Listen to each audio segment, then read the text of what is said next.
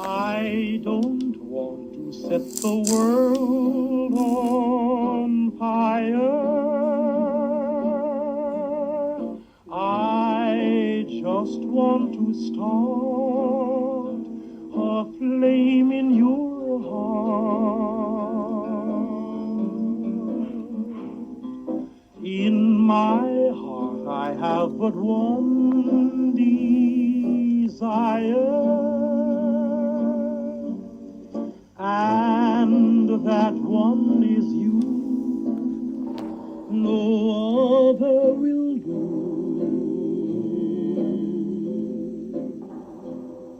I've lost all ambition for worldly acclaim. I just want to be the one you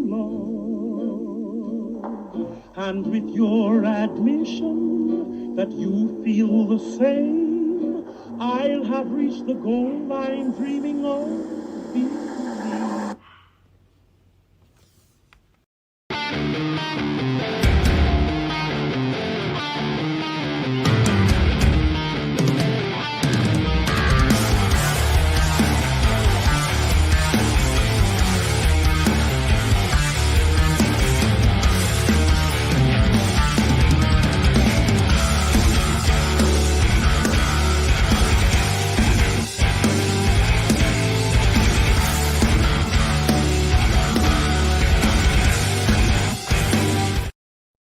Good evening, everybody, and welcome to another edition of the Table Spot. My name is Metalcore Mike. I am joined here tonight by the Candyman himself, Johnny H. What's up, everybody? And I'm also joined here tonight by the host of Cam G's The Boom every Wednesday night, following AEW Dynamite, Cam G himself. Cam, what is up? Yo, what's going on, bro? Not much. I wanted to ask you guys this backstage before we started. Does today feel kind of weird? I don't think so. Like, does today feel like a day that, like, you feel like you should be motivated to do something and you're just like, ah? No, it's a normal lazy Sunday, typical Sunday. Cam? I mean, I think I kind of feel what you're saying. I don't know. For me, it's felt like a very long week in general. So, yeah, I can kind of see what you mean. I feel you on that because, as you guys know, I'm a delivery driver. And normally I would start work at 10 a.m. Okay? Now, we started doing this thing called Cycle Zero. And the people that are on Cycle Zero have to be in at 7 a.m. Okay? And this is for packages that need to go out. They're like a timed, sensitive type thing. And we're starting our peak season. So I am on the Cycle Zero list, which means now I start work at 7 o'clock in the morning. I'm not used to this. So, like, I'm going to bed earlier. I'm waking up earlier. And even having off today, knowing I have off today, I was in bed by like 2 o'clock this morning. And normally I'm up until like 4 or 5-ish. But when my insomnia kicks in, then I know I'm going to be up for a couple days. But today just I felt no motivation today. But still going to get the job done. We're still here on the Table Spot. So, gentlemen, we're going to get into it. Our first segment. First thing we're going to talk about. Now, I sent you guys the rundown earlier this evening. And we're not going to go in order that. Because there was something that happened on Friday night Smackdown that I kind of want to address. And that is Cody Rhodes and Roman Reigns went face to face for the first time since the Raw after WrestleMania. Do you think this was the first seed planted on their road to WrestleMania 40? Absolutely. And I think this is the best way to do it. Seeing them come face to face for the first time since Mania or since the night after Mania was electric, if you ask me. Because, like I said, we know how much has changed just with Cody's story. We know how much Roman has even grown since the last time he's been in the ring with Cody Rhodes. So it was just electric, man. That's the best way I can describe it. It was goosebumps inducing to see them come face to face for the first time since then. And the one guy that came in between them too was Nick Aldis, which we'll talk about here later in the show too. So the still between them three, Nick Aldis, Cody Rhodes, and Roman Reigns, that was a shot right there that is going to be memorable. So that was pretty cool. That was definitely a dope moment for SmackDown. But yeah, this is definitely planting the seeds for part 2, I believe. So pitchers kind of there's that saying that pitchers are worth 1,000 words or whatever that saying is. You know what I'm trying to say. And with that picture that you just described, the way Nick Aldis was standing, I would have did it a little different. You had Roman here, you had Cody here, and Nick Aldis was doing this. A little 3D effect for everybody. Right. I wouldn't even had them doing that because you knew these two weren't going to touch. You knew they weren't going to do anything. No. They were just going to stare each other down. I would have had Roman, Cody, and Nick Aldis standing straight like this and looking at both of them. Just looking at both of them. Slow look. That, I feel, would have been slightly little better of a picture.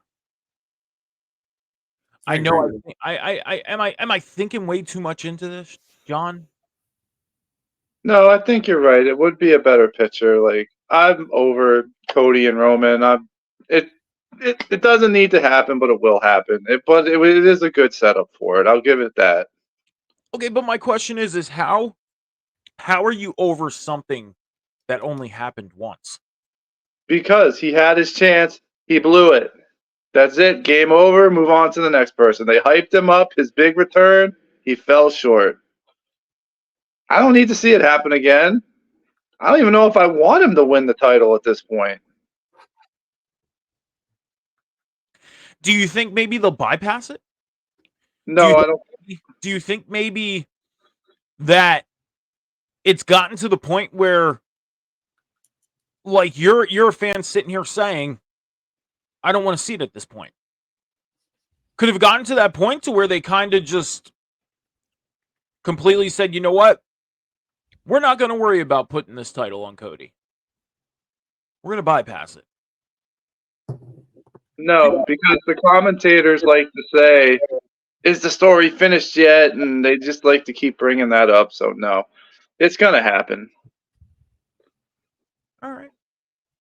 Well, I'd like to welcome everybody in the chat joining us tonight, and I would like to thank everybody. I do this at the beginning of the shows because, you know, it's the beginning of the show, and people watch the live. People also watch replay. So I'd like to welcome everybody in the chat tonight watching the live. I also like to welcome everybody watching the replay tonight. Please make sure to head over to Rivet City Radio's Twitch and YouTube channel. Also, head over to Off the Top Media's Twitch and YouTube channel. Hit the follow button, hit the subscribe button, turn your notifications on. Check out all the great product happening on the networks, like the Table Spot, Rivet City Red Zone, Cam G's The Boom. Sorry for the interruption. Boss Bitches Trivia Nights on Thursday nights. Great show. A lot of fun going on there. I've been on a couple times. It's been a blast.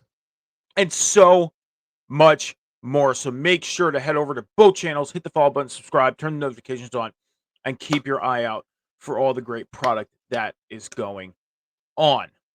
Also, make sure to head over to patreon.com/Rivet City Radio and check out all the great content on there as well.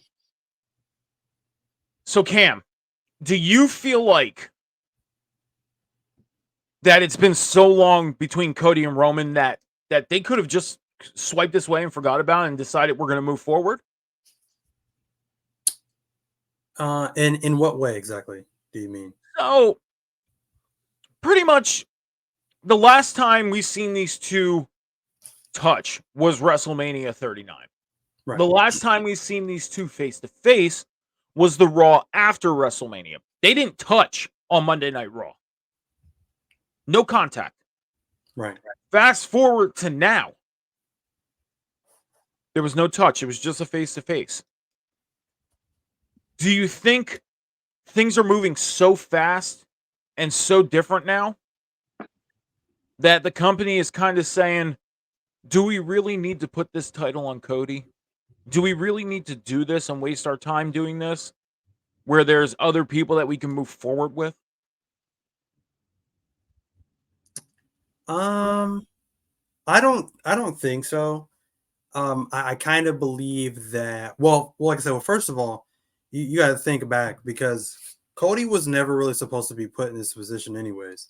Especially based on what Dwayne said. The Rock, he said that supposedly it was supposed to be him and Roman locked in for 39, and then it ended up being Cody. So a lot of what went on with Vince McMahon and his legal troubles and things like that. We already know that story or whatever. So with that, I think that whole plan with The Rock got dropped, and then in came Cody, and I think that was Triple H's thing because I think Triple H was behind Cody and he was behind the Cody story.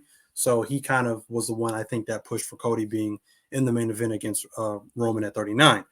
Now things have changed. Now we got this whole TKO deal thing, and we got Endeavor in charge of things as well, and we got Triple H in charge of creative now. So I think this is a Triple H move, obviously, to move forward with the Cody thing. And no, I definitely think it. I think this is the company, I think, doubling down on what they've already built. Now, like I said, I hear what John is saying and saying because I've heard that before, because he's not the only person I've heard gripes about Cody, like, oh, we don't want him and things like that. I will agree that, like, I do believe that the chat's going crazy. You're getting a lot of compliments tonight. Popular tonight, Cam. Suave, how you look all good all the time.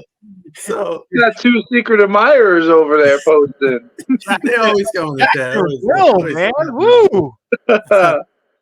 But Jesus, what was I even saying? No. So you talk about with the Endeavor and WWE combination, Triple H being in charge with Cody and Roman moving forward. Do you think it's something that they forgot about? Right. So I believe this is just the company doubling down on what they've already built with Cody. Now, like I said, for me, I feel like after the Cody documentary that they had, and they built that up, and they talked about everything from his amateur wrestling career all the way up till now. They even shockingly talked about his AEW run. They mentioned AEW by name, which I never thought they would do, but they did all that, and it was a fantastic documentary. Don't get me wrong, but after that, I was a little exhausted. I was a little tired of Cody for just a split second, because I was like, okay. After that, I feel like they should have pumped the brakes on Cody Rhodes, because so much of him is you're just oversaturating his character. And it's like you're constantly reminding people that Cody, he's the guy that's going to be, the guy to beat the guy, to be the guy. And it's just like, all right, it's getting to be too much. And we don't want him to run into that, Seth Rollins treatment, because Seth Rollins was on top of the world at one point, and then he went up against Brock, and the people got tired of that because it just made Seth look weak, essentially. He gets beat down and he comes back, and it was getting annoying. So I felt like he should have went away for a little while. Make us miss him and then come back and then start fresh. But yeah, like I said, this is the company doubling down on that and doubling down on his story. Right now, they don't really have anybody else built up enough. I mean, yeah, sure, they're building up a story with LA Knight and Roman Reigns, and we'll get into that later. I think that's going to be a great match, and that's going to be a great storyline. But even LA Knight does not have the same story or the same chase or climb to getting to their championship as Cody does right now. So I get some people are tired of him, and that's just because, like I said, again, they keep presenting him like he's this, wrestling's Captain America, and it can be annoying. But I think ultimately when he does win the championship, because I do think that's what's going to happen, it's going to be that feel good moment. How long he holds that title, where he goes with that championship from there, I don't know. If I was booking it, I wouldn't have him hold the championship for too long, because then again, you get into Seth Rollins or a Cena kind of thing. But ultimately, like I said, man, we'll see what happens. But kudos to them. Like I said, they're not changing course, nor do I think they should. Like I said, they built up Cody to this point. They might as well just commit to it. Yeah, and WWE in the past maybe 2 years, coming off the pandemic era, crowds coming back, during the pandemic, and this goes all around in the world, in the sport of pro wrestling, is they didn't sit still, but yet they kind of, in a sense, did, because you didn't have the crowds. So, like, storylines that weren't interested in, they stuck to. Like, for example, Seth Rollins and Rey Mysterio. I didn't like that storyline at all. I wasn't a fan of it. Right. It bored me. I had no interest in it. I literally was just like, why are they doing this? But then I understood, like, they're trying to present us with something because we are the fans right now. They're trying to play off the whole, we want to hear everybody from their homes around the world. That's what they think they were trying to pinpoint on. And now with fans coming back and everything, what WWE has done, I mean, coming out of the gates hot. And everything they've been doing has just been, even stupid little storylines that you would not like, you tend to like. You kind of tend to grasp onto for a little bit. You know what I mean? Like, it's weird. But there is one thing, and that's where we go into our next segment. LA Knight. Like you said, you wouldn't get the same feeling or response or anything with LA Knight. I think they can do it.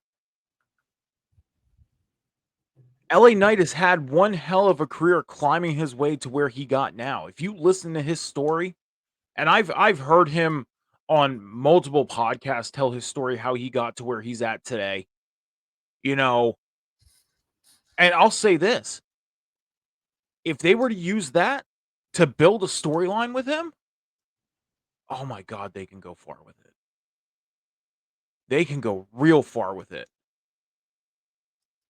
So speaking of LA Knight, on Friday Night Smackdown, we had John Cena in the ring, and out came Roman Reigns. Cena told him, I'm not out here to challenge you for the title. I haven't earned it. I'm nowhere near that spot, but this man is, and hit LA Knight's music. And out comes LA Knight. Knight tells him, a lot has changed in the past month and a half. And that's true. Like I just said, they're moving at a pace like no other. I mean, the WWE, I feel like, hasn't been this entertaining since, I wouldn't go as far back as the Attitude Era, but maybe around the Ruthless Aggression Era. Okay? That's my opinion. But now you have LA Knight introducing himself to Roman Reigns. And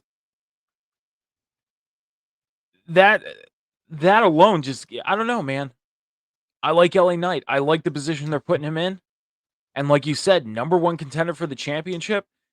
You say it enough times, it kind of has a nice ring to it. And to reach its own. I think he deserves it. So the number one question is do you guys think he deserves it? Simple question. I know it's an odd one to ask because I think I know your answers. But gotta know. Do you guys think LA Knight deserves to be number one contender right now? Cam, let's kick it off with you. I said this before, and I don't think I don't think he does right now. Hey, what's going on, Mike? What's up, Mike?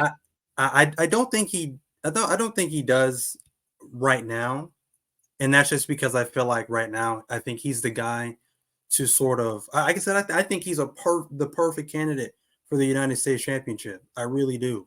Capitalize on that on that buzz he's got right now, and I think he'll take off in the mid card scene. I think he's owed a mid card title run first, and then go for the main card. I mean, the main event title, the world title. But no, I don't think so. I don't know if I'd put him up there. I don't think his buzz to me is enough to go and say that he's the guy to beat Roman Reigns right now. But like I said, he's in a great position right now. He's the people's champion right now. And normally normally that's a death sentence to guys like him, because normally WWE doesn't want to push guys that get over naturally like he did. So, but he's got the tools. He's got the in-ring ability. He's got the mic skills. He's got the charisma. He's got the tools to be a great champion. I do believe so. The thing I said on Friday Night Review is I believe that the thing that he is missing right now, the only thing he's missing right now, is that he has not been challenged. He has not been battle tested in the ring yet. Every one of his matches is kind of like, he'll get his move set in. He does the LA Knight thing. He drops the elbow and he hits his finish move 1, 2, 3. It's kind of over. His biggest challenge to date has been what? The Miz, and that's pretty much been about it. You know what I mean? So that's why him versus Roman Reigns is perfect, because he looks like such an underdog going up against the final boss. And I think that's the match that will challenge him in the ring. Let's see. If he's the guy, like everyone says he is, let's see what he does against someone of the caliber of Roman Reigns. Let him go. Let him go 20, 25, 30, 35 minutes. Let's see if he has the stamina to keep up with some of the top guys on the card. And that to me will prove that he's ready. So I think this is perfect to really, like I said again, just battle test him. So we'll see what he can do. John, do you feel like LA Knight deserves to be in a world title picture right now? Get a number 1 contender shot at it? I think that, just like piggybacking off of Cam, I think that his first title should be the U.S. title, and he would raise that up. But I think this is a win-win situation for LA Knight. He deserves the match because of how over he is and how much the fans have got behind him. And what really they're going to do is they're going to make him come within an eyelash of winning the title, and he's going to get screwed out of it, just like everybody else Roman's faced. And that's going to get the fans even more behind LA Knight. So he is in a great spot right now. And that momentum, they should use that momentum after his world title, his narrow defeat, to go straight for the U.S. title. Like, that's the time right there when the people are going to be behind him the most. So I think, honestly, the reason why they're doing this is because they have a pay-per-view coming up in 3 weeks. And they're probably sitting back thinking, who do we put in a position? Because we're going to have to put Roman out there. So who do we put in this position to challenge him? Now, I mean, ultimately, what they could have done, and I know this is kind of going far out there, but if you wanted to get Roman Reigns back in the ring, and he's saying to Jimmy that Jimmy has to prove himself to get back into the bloodline, there's your simple answer right there. Roman Reigns and Jimmy Uso take on Cody and Jay for the tag belts. But at the same time, you got LA Knight, like you guys said, building so much momentum. He's hot on the mic. He's the people's champ right now. Like he is pretty much everybody's favorite. So there you go. The people love him. Let's put him in the ring in a world title match over in Saudi Arabia. The expectations of him winning are 0 to 100 or 0 to 10, whatever. So he'll put on a great match, and that will equal out to a great show. My opinion, Cam, I agree with you. Battle test him. Put him in the ring with other main eventers. This is basically, and Cam, I want to ask you this because I want your opinion on this, because me and you have spoke about this multiple times, not only here, but on the Boom. This is basically like Swerve. Swerve he wants to go after the AEW world title. Correct? Right. So we're seeing him go up against former world champions. Do the same thing with LA Knight. Have him face a Bobby Lashley. Have him face other past world champions. Hell, put him in a match with John Cena.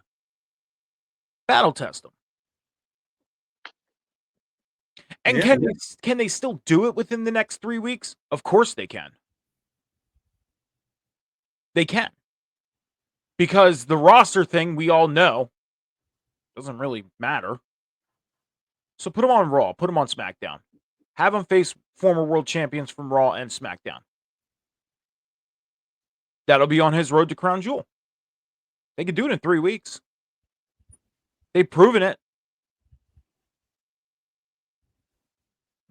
What do you think?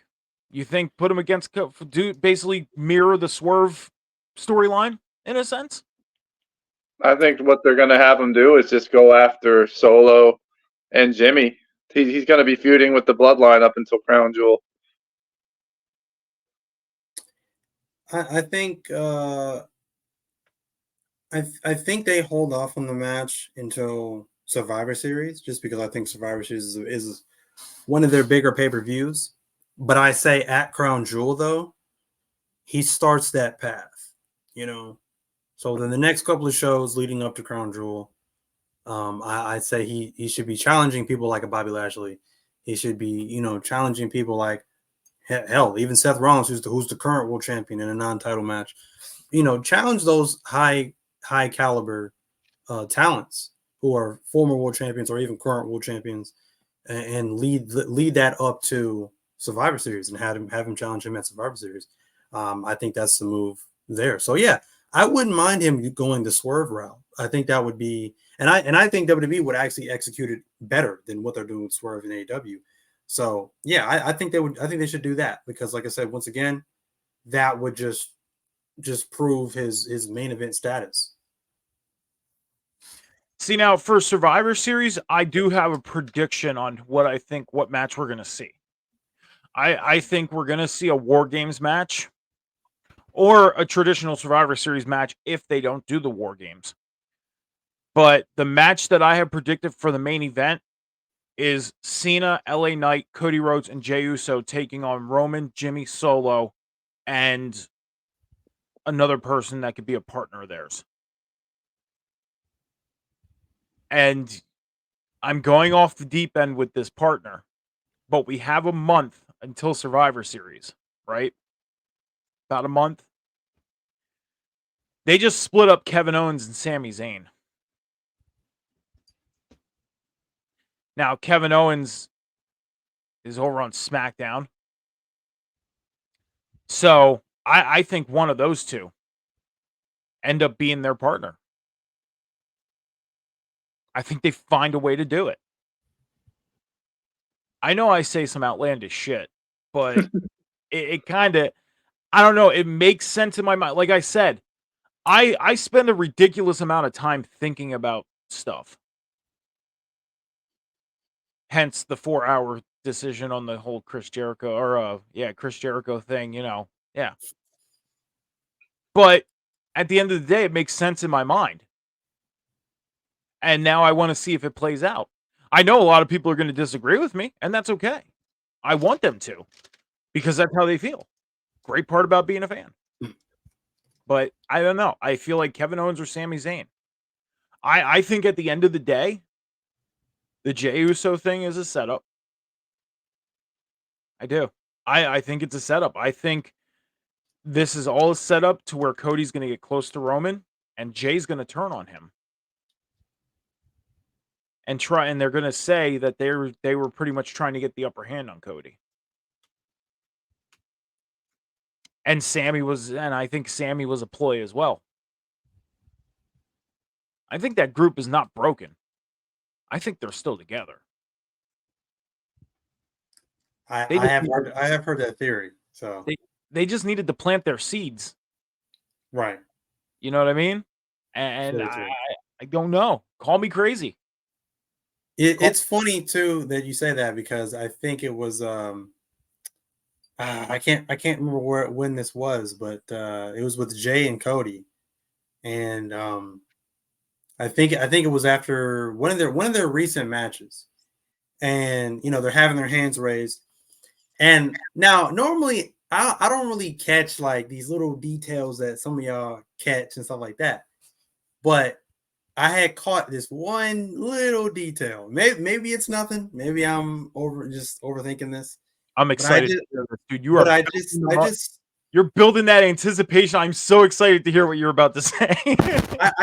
they're having their hands raised, and I just see Jay kind of like look over at Cody, and this look he has on his face is like, dude, I'm going to stomp you out one of these days. Like it was, you know what I mean? It was just that little look, and it was like that fading smile he had, and I was like, that's kind of weird, you know. So I don't know, man.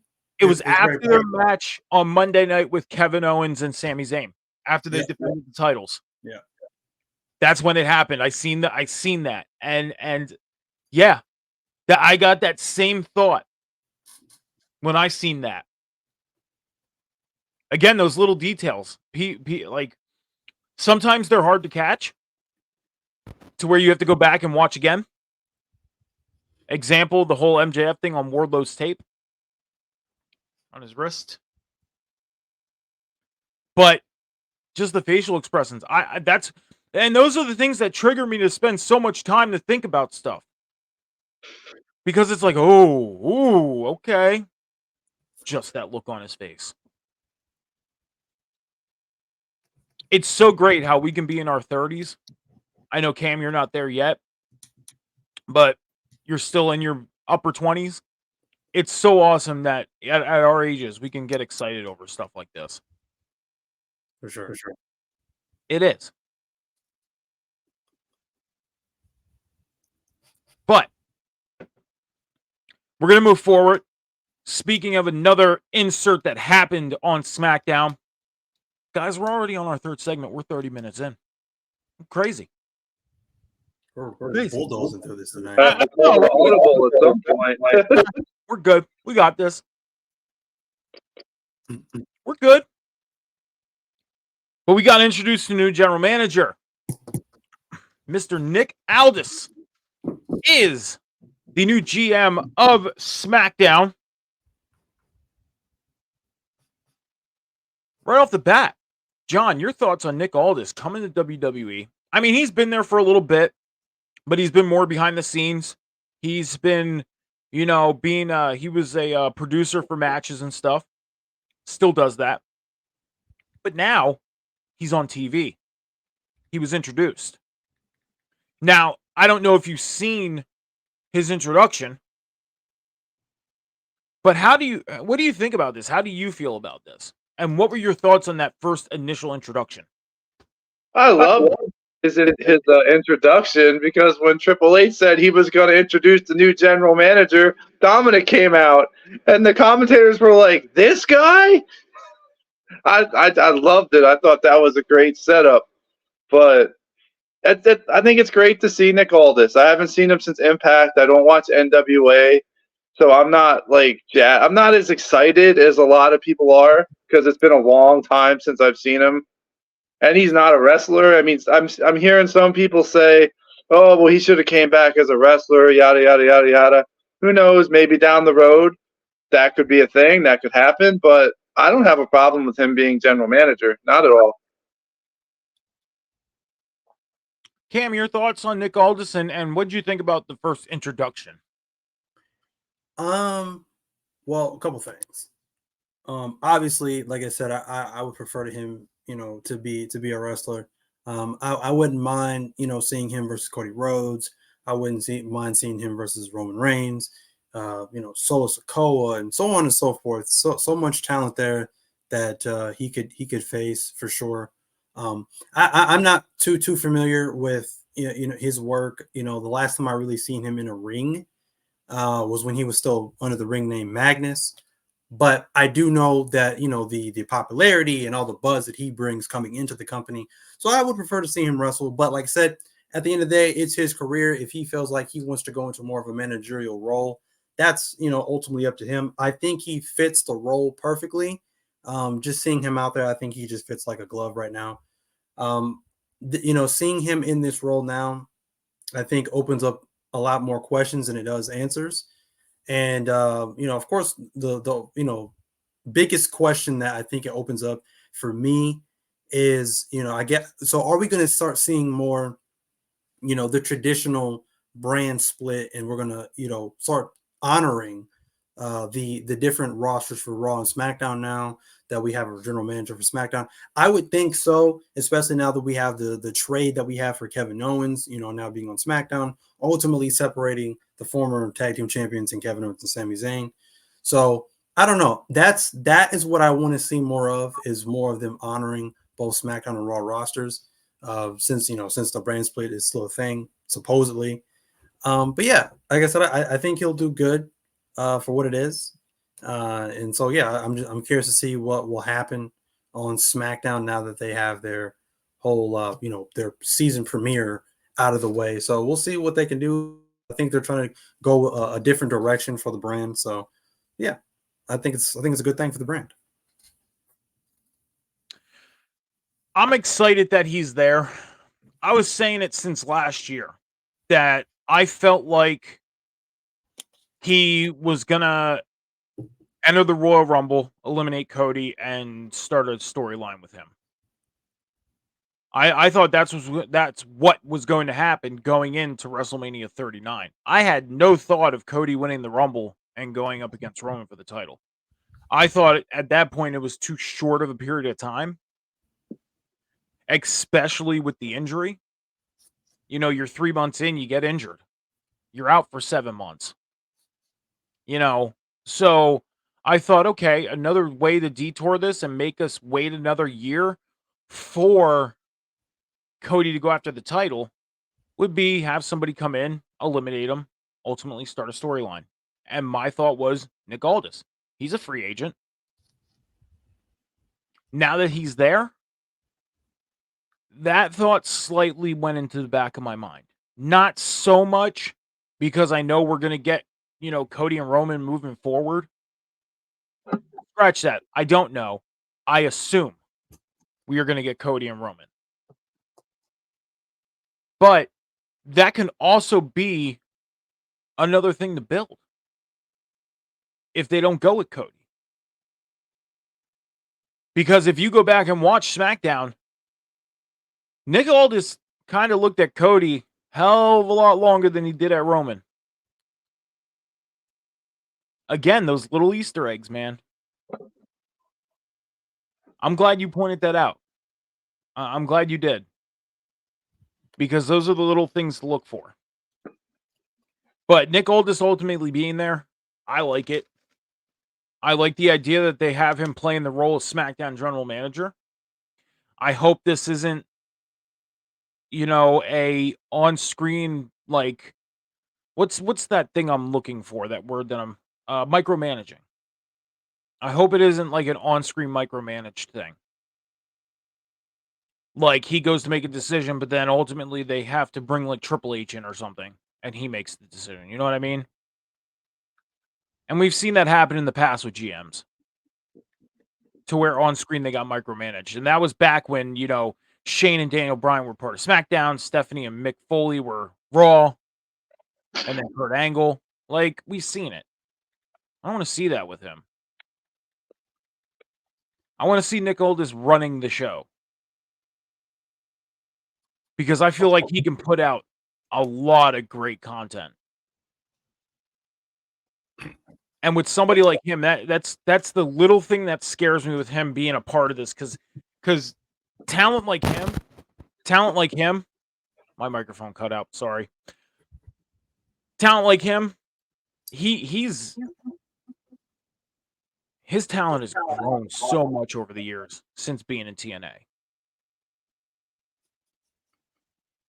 And I really hope they let him show his full potential.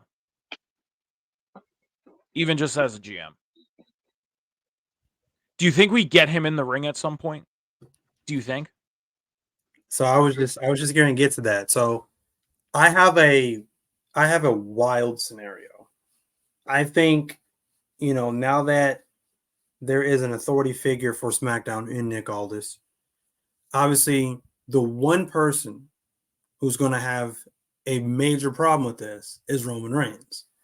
Because again, the with knowing who he is and knowing how he is, he feels like he can do whatever whenever he wants. And I feel like with Nick Aldis being in charge now, that's going to cause them to bump heads a lot. So I think at some point, maybe kind of intertwine this LA Knight storyline, you might end up having Roman push Nick Aldis to his breaking point to where we get him in the ring versus Roman Reigns. So I think you could possibly see Nick Aldis versus Roman Reigns in the near future. If that were a Royal Rumble main event, and that was going to be my next question, like if that were to happen, how soon do you think that happens, John? I think you just answered my question. If not, if you have more to add to it, please do. Well, no, I mean, I never even thought of that.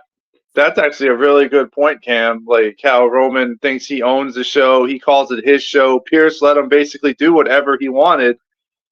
And yeah, I could really see that happening. Maybe at the Rumble. Maybe it starts now and it finishes at the Rumble. Maybe it's just a little short program to give Roman something to do between Survivor Series and the Rumble. So it's not like, okay, what are we going to do with Roman until WrestleMania?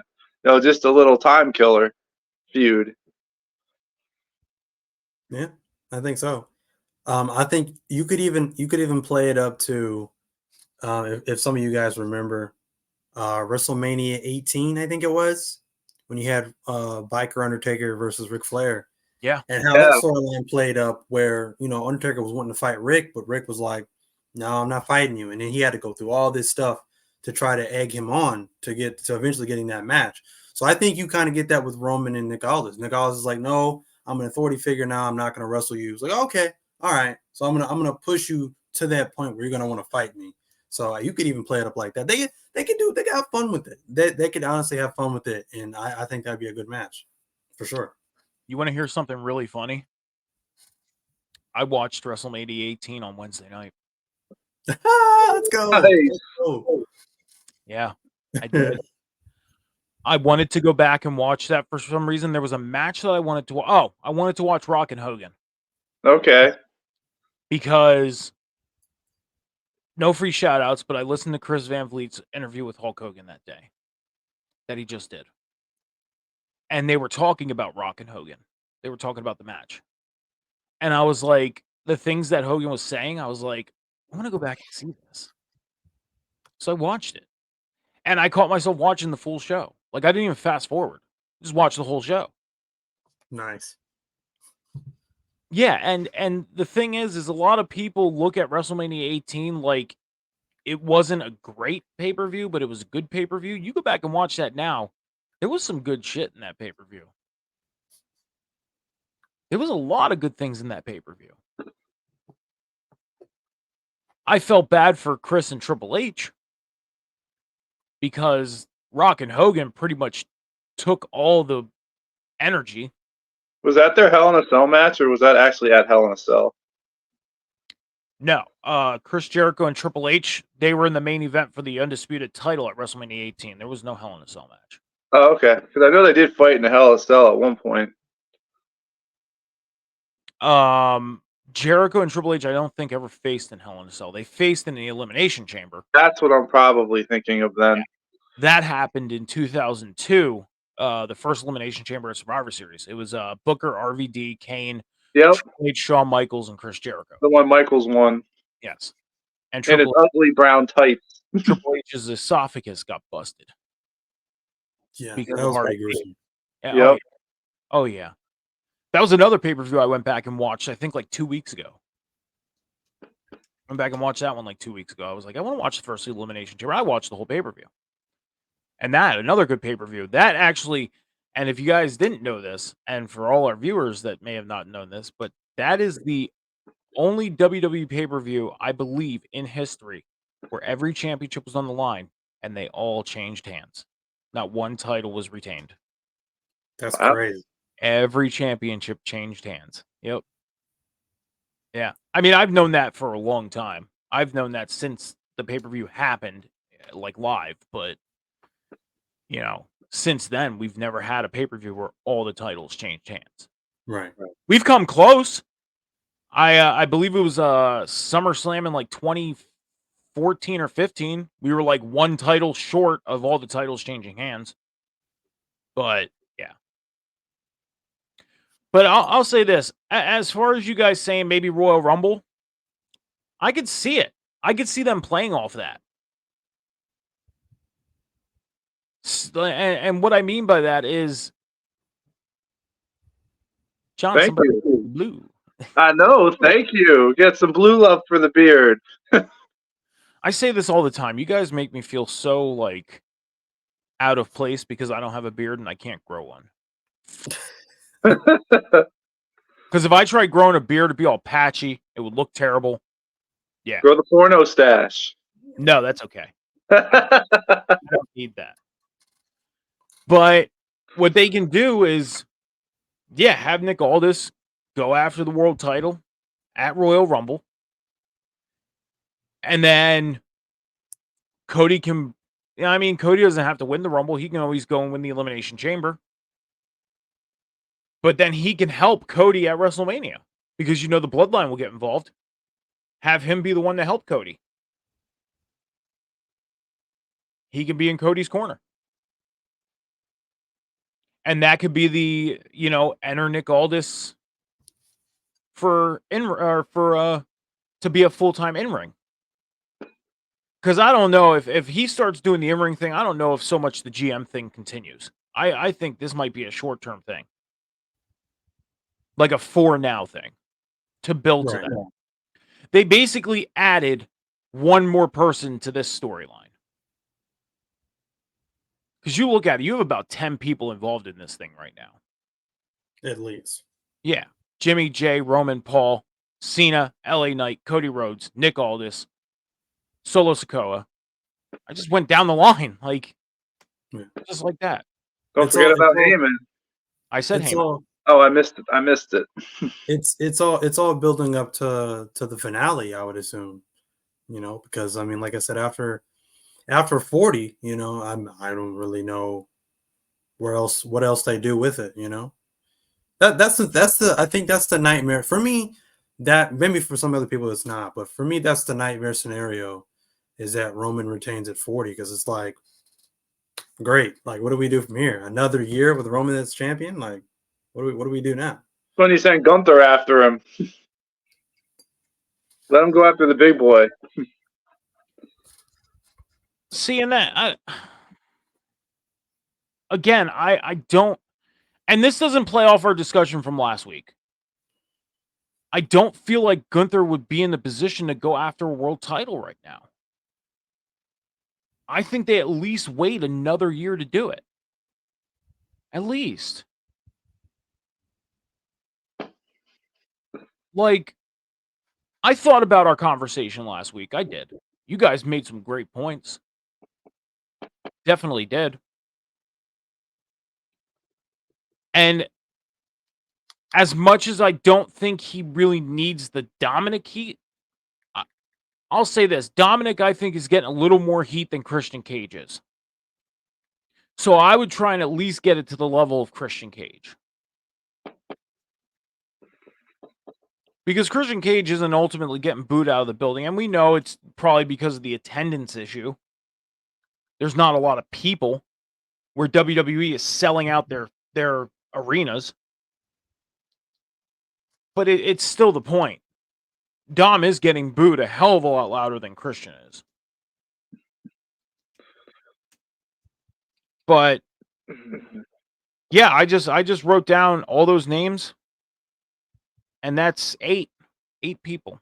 And I'm sure there's 2 other ones that are involved there, which is insane. So, no, we'll have to see moving forward what happens. We had more stuff that happened on SmackDown, though. And that was the introduction of Charlotte Flair meeting Jade Cargill. Triple H says to Charlotte, Jade, Charlotte, Jade. Charlotte goes, I know who you are. Jade says, the pleasure is mine. And Charlotte says, it will be. Now, Do you think them starting now? Because a lot of people are thinking this is a WrestleMania 40, maybe main event for night number 1. Do you think it's too soon to start planting that seed? Or do you think it's just the right time? Cam. Um, I don't know about a WrestleMania 40 main event. I don't know about all that, but I definitely I don't think it's too soon because right now I think my issue right now. First of all, I'm not really the biggest Jade Cargill fan. I never really have been. I think she showed a lot of growth, in the latter half of her championship run in AEW. Right now, so far in WWE, they're kind of parading her around like, "Hey, look at our shiny new toy! Look over here." So it's kind of like they don't really know what with her quite yet, or where to really have her debut. So for I mean, if her first match is against Charlotte, that's major. Because I would just kind of assume the way she's being built up, and I mean, just look at her. She's a physical specimen. So you would think that her debut would be against probably some local jobber. But if she comes in and she's facing someone the stat of Flair, that's major. And I don't think it should be on just regular television because that's just kind of a waste. But I do believe that they're probably setting that up for maybe down the line somewhere because I do think that's eventually going to be their bread and butter. Because obviously you got Charlotte Flair, and we already know Charlotte Flair. Every time you look up, she's either holding a championship or she's in a championship match. And then, like I said, they got Jade Cargill, who are they're rolling out the red carpet for. So that's their bread and butter right there. That's their moneymaker match. Personally, I don't want to see that match. I couldn't really care less about either one of them because I think you build up Jade Cargill a little differently. I think you have her come in, have a few matches under her belt, and then you build her up to the main event. People such as Becky Lynch, Charlotte Flair. That's the way you do it. So for them planting the seeds right now, I don't think it's too early because I don't even think you might see 2, 3, 4 more interactions with them, but they never actually get physical. And that's the key right there. Because if they have some sort of backstage altercation where they're backstage fighting, then it's like when they do get in the ring, it's kind of tarnished because they've already touched. Agreed. So if they're just having words backstage with no fist flying, then that's important because that'll build up the excitement to see them in the ring at some point. This is something that's really out of their ballpark in a sense. Like you said, you usually see the new person come in that they're going to try and build up, or they ultimately have the focus on to take on like a local jobber. That's the one thing you really don't see WWE doing. Like for male superstars, they'll bring in an indie guy, but they don't do it for the women. They'll put like, for example, like when Nia Jax started, Nia Jax was taking on, somebody from NXT. Like they take on the NXT superstars.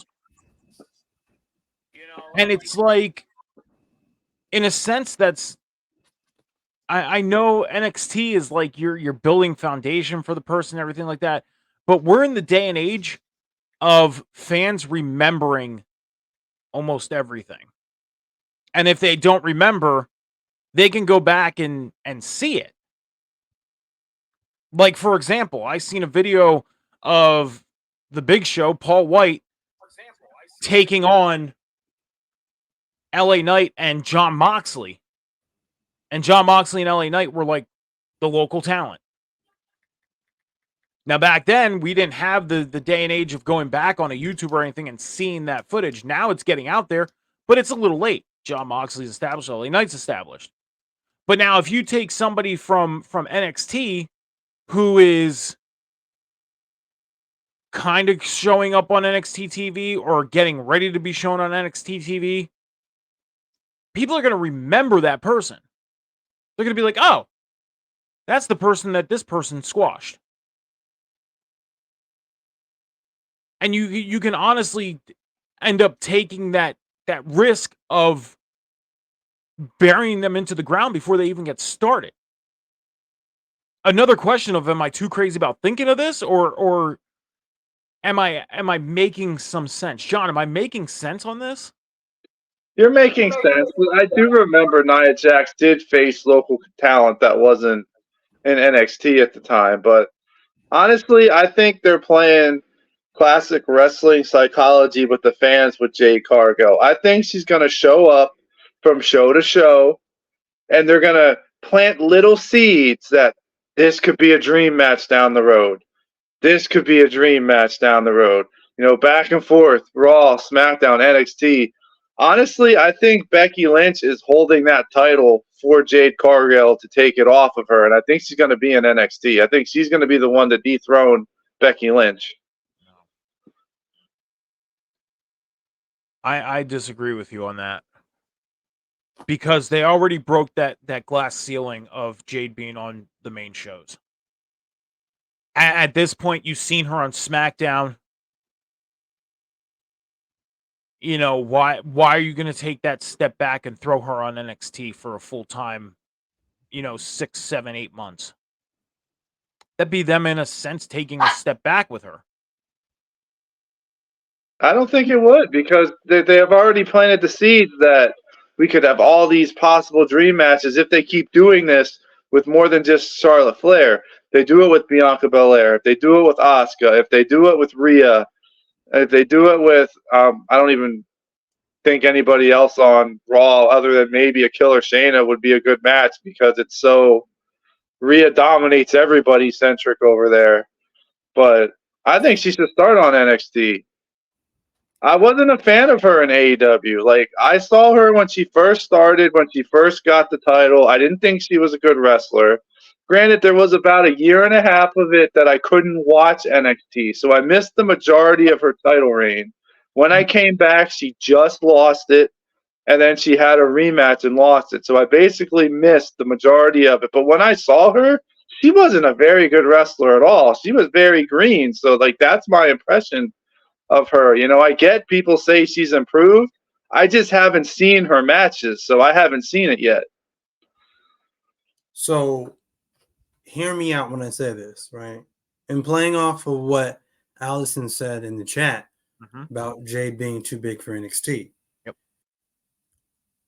As it stands right now, okay, you got to stop thinking about NXT being this small time. Yes. For the new generation, because it's no longer about that anymore. It's a third brand.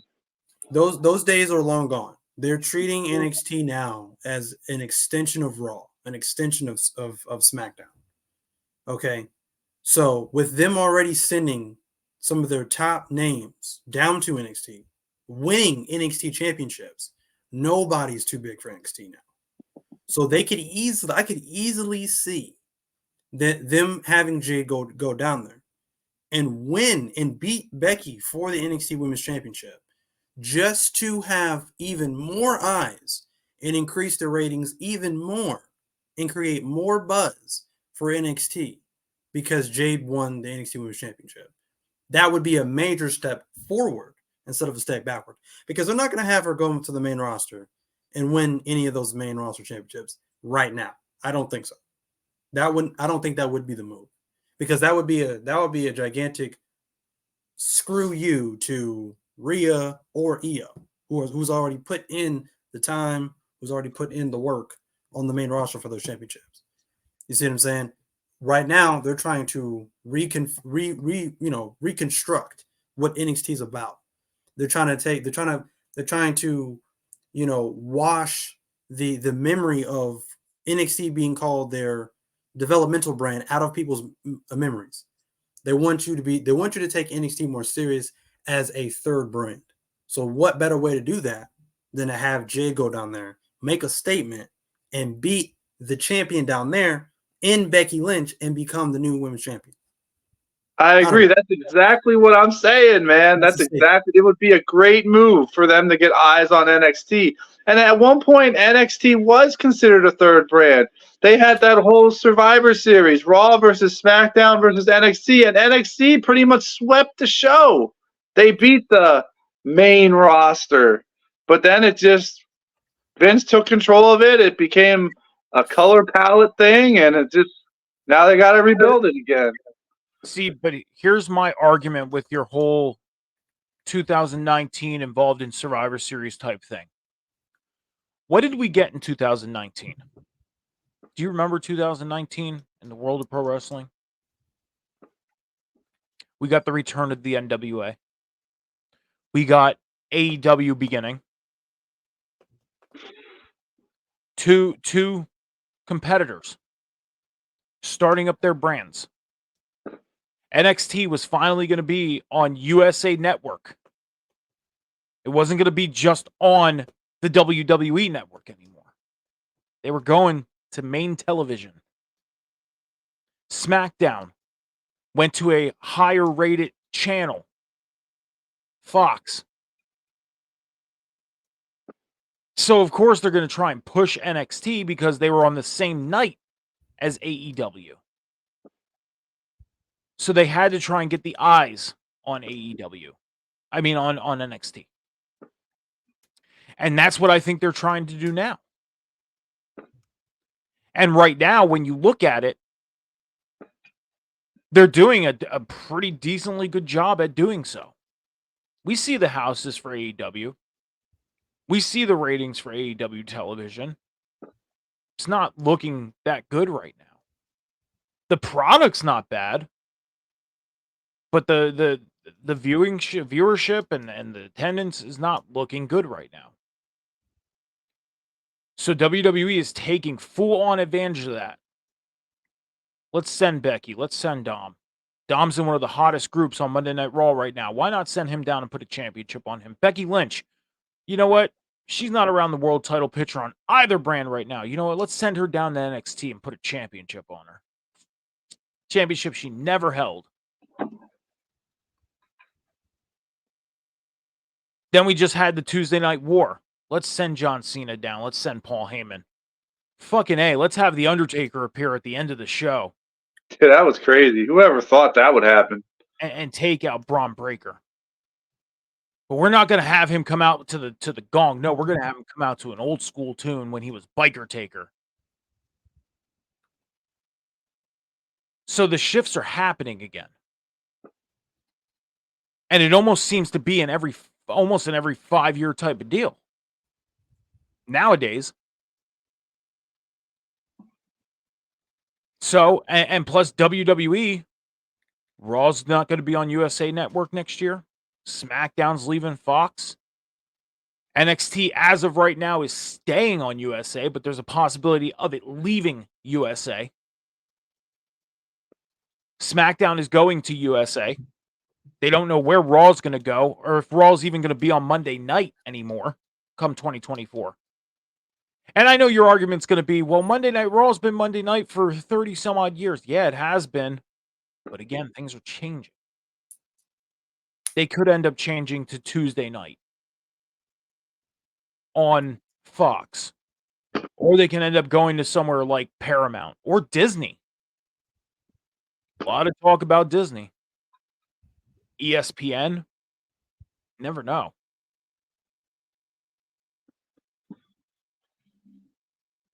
I think that's their ultimate goal right now, is to get the eyes down there. And that's why they have the main roster characters going down there.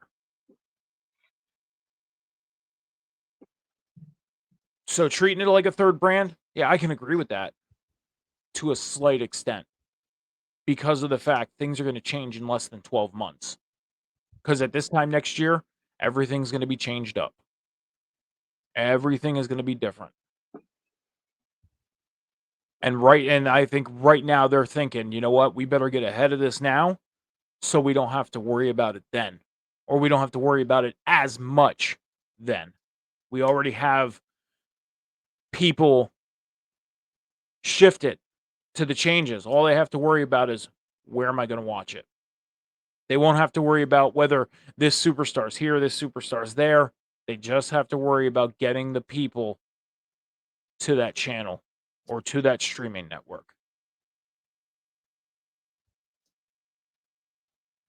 So that's my thought. That's my thought on why they send the main roster people down there. And this ain't the first time. We've seen it in the past. Like Jinder Mahal went down to NXT while being on SmackDown or Raw. You know, you've had main roster people go down in the past. They just haven't played as much of a big part. Paige faced Natalya for the was it Natalya for the NXT? No, it wasn't Natalya. It was oh my god, what's her name? She just left WWE. Just got released. Who the hell am I thinking of? Dana Brooke? Not Dana Brooke. Emma. But that's when they were both in NXT, though. She didn't go down there. That's when they were both on their NXT roster. Emma was not on NXT. Emma was on the main roster. She fought Paige for the NXT Women's Championship. Are you talking about the tournament to crown the first champion? Yeah. No, she started out on NXT, bro. But she was on the main at the time. There was nothing happening with her. So she went down to NXT to fight for the title. Then stayed down there. Like Jinder Mahal. I believe it was Jinder Mahal that faced Seth Rollins to crown the first NXT champion. And Jinder Mahal was in three-man band at the time. No, wasn't that Big E? No, Big E was the second champion. Oh, okay. So that's my thought. I think, and it's a very smart move on them, no matter which way they're doing it. Very smart move. Again, they're the hottest right now. There is one thing I want to get into before. Oh, and as far as the Jade thing, because I kind of got off track with my little rant there, and I apologize. I was kind of on a roll. But as far as Jade,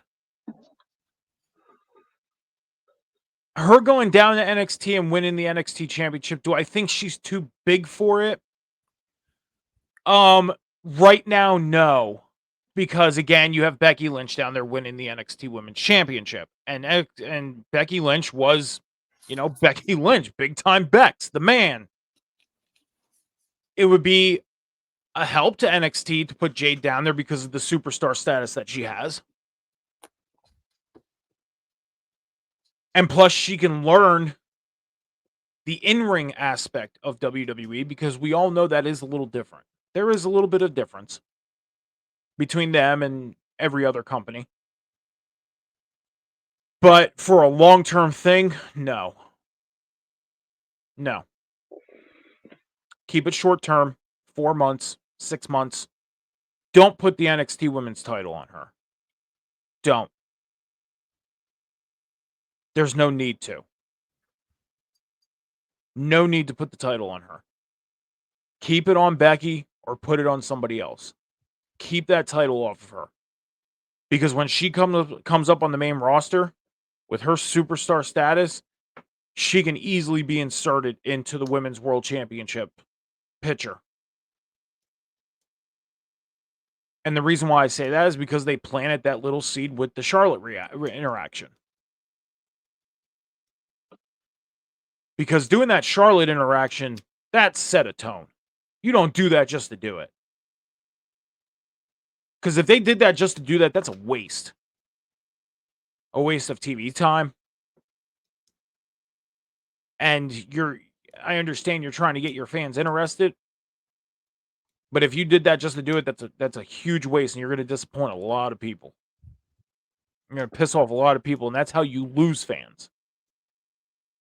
That's how fans go, you know what? They did this. Fuck them. Done.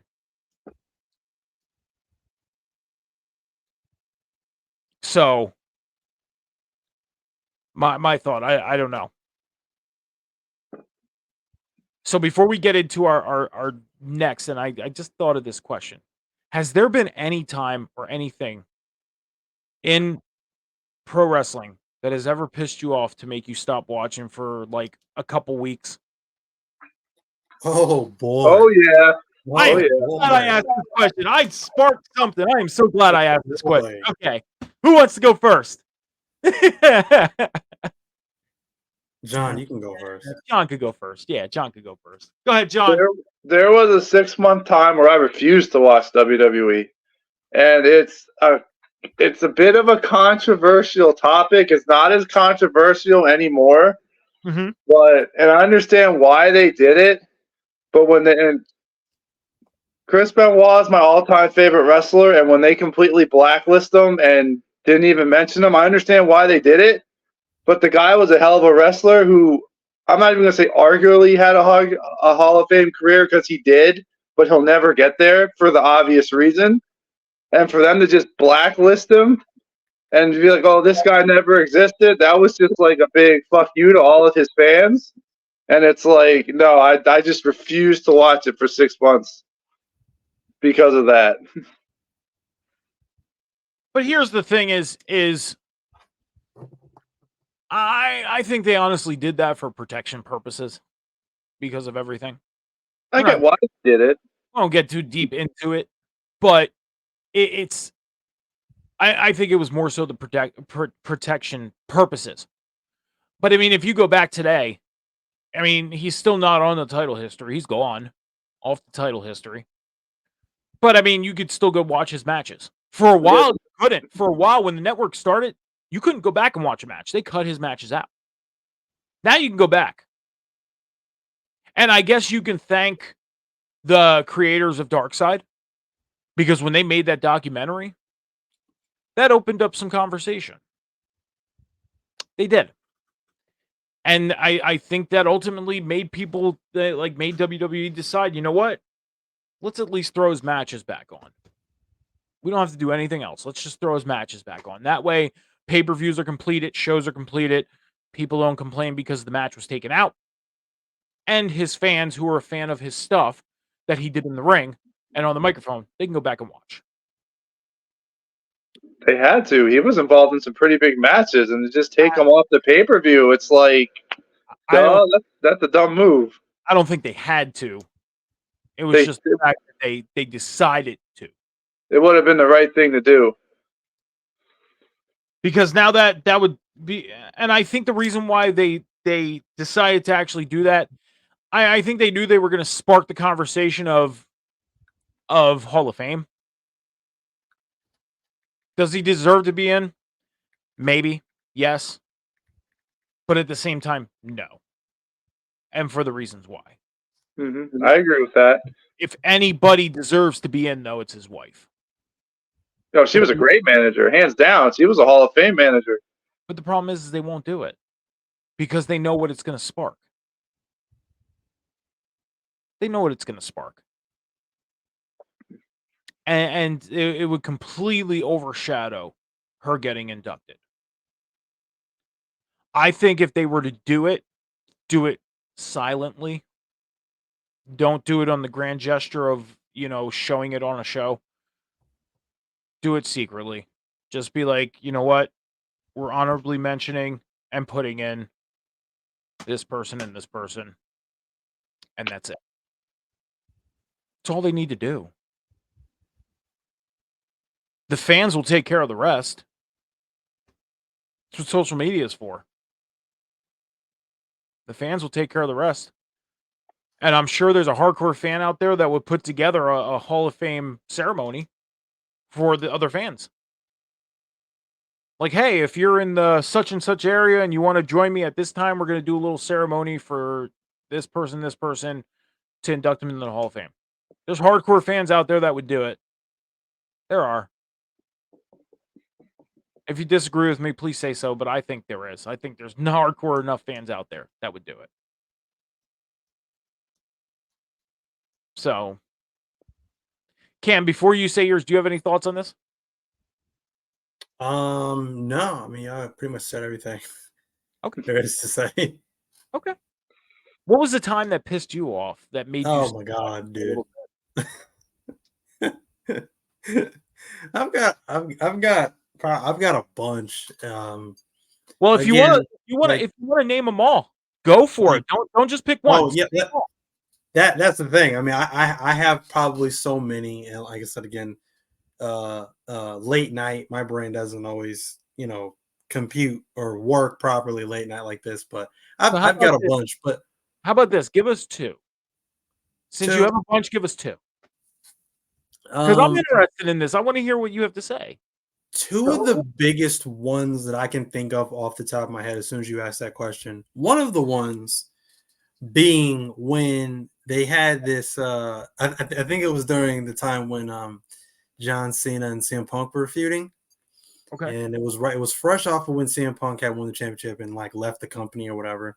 Then they had to have a whole tournament for the WWE Championship or whatever. And my boy Rey Mysterio got all the way through that tournament, won the championship, and first time it was. I think it's the first and only time I think he ever had the spinner belt design WWE Championship at the time. And he's backstage and he's getting all the congratulations and things like that. And then they tell him that basically he's going to have a match against none other than John Cena for the championship the same night. And then John Cena beats Rey Mysterio the same night for that championship. I was totally pissed off about that. That I'll never give WWE for. That hurt my feelings a lot because I was a big Rey Mysterio fan. Couldn't stand John Cena. I still can't. I'm still not a John Cena fan. But that right there absolutely pissed me off. So that's one big one. Another one was outside of WWE, but this was in Impact Wrestling. This was a couple of years ago. This was several years ago now. But this was around the time when AJ Styles had that whole that's when he like grew his hair out. That's when he first grew his hair no out. one gimmick with the drugs. Yeah. and so he was TNA World Champion at the time, and he was basically threatening to leave the company and things like that. And he was kind of like in a feud with Dixie Carter and all her Cam, like I'm cronies and whatever. Cam, sorry. I'm sorry for one second. John, what did you say?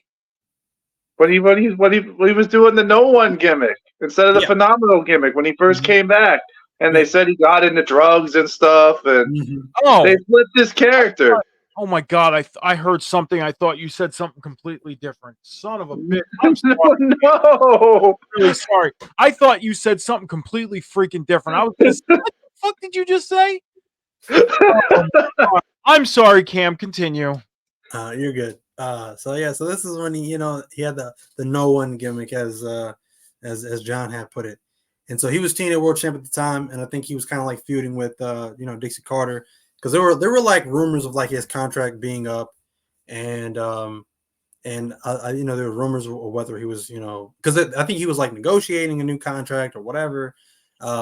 If not, he was going to leave the company, yada yada, and so then he got into a feud with Magnus or whatever. And so, they were feuding over the championship at the time. So when they eventually had their match for the TNA World Heavyweight Championship, I was like, man, I hope that AJ retains. Otherwise, I'm freaking done, man, dude. That match had to be one of the worst matches I ever seen. It was so overbooked. You had all these interferences going against AJ and stuff like that. And then, of course, Magnus ends up winning. And I'm like, are you freaking serious? That was the beginning of the end for me watching TNA / Impact Wrestling. After that, I think I watched for maybe another year, maybe. And then after that, I just stopped watching. I just stopped caring after that. So, yeah, those are my two big ones. John, you really threw me off, man. What did you think I said? If you can say it on the air. Oh, I could say it on the air. It's safe. So I literally thought you said when they did the storyline with AJ Styles when he was on drugs. And I'm like, hold on, AJ was never. That was Jeff Hardy. What the fuck? Like, I'm thinking in my mind, that was Jeff Hardy, dude. What the fuck are you talking about? Victory Road 2011, man. He had that thing with Sting. Like, what are you talking about? Like, that was running through my head when I thought when you mentioned that. I'm like, what the fuck? No, when his character took that dark turn and everything, and they said he got into alcohol and drugs and all that, and that's why he's no one. And You just fucking A, man. So I've had a few times as well where I just like Cam, I've had a few times where things have kind of got me and had me stop watching. And my first time was back when we first got introduced to Sheamus. I didn't see Sheamus's first year in WWE. And that was right around the time TNA was hot.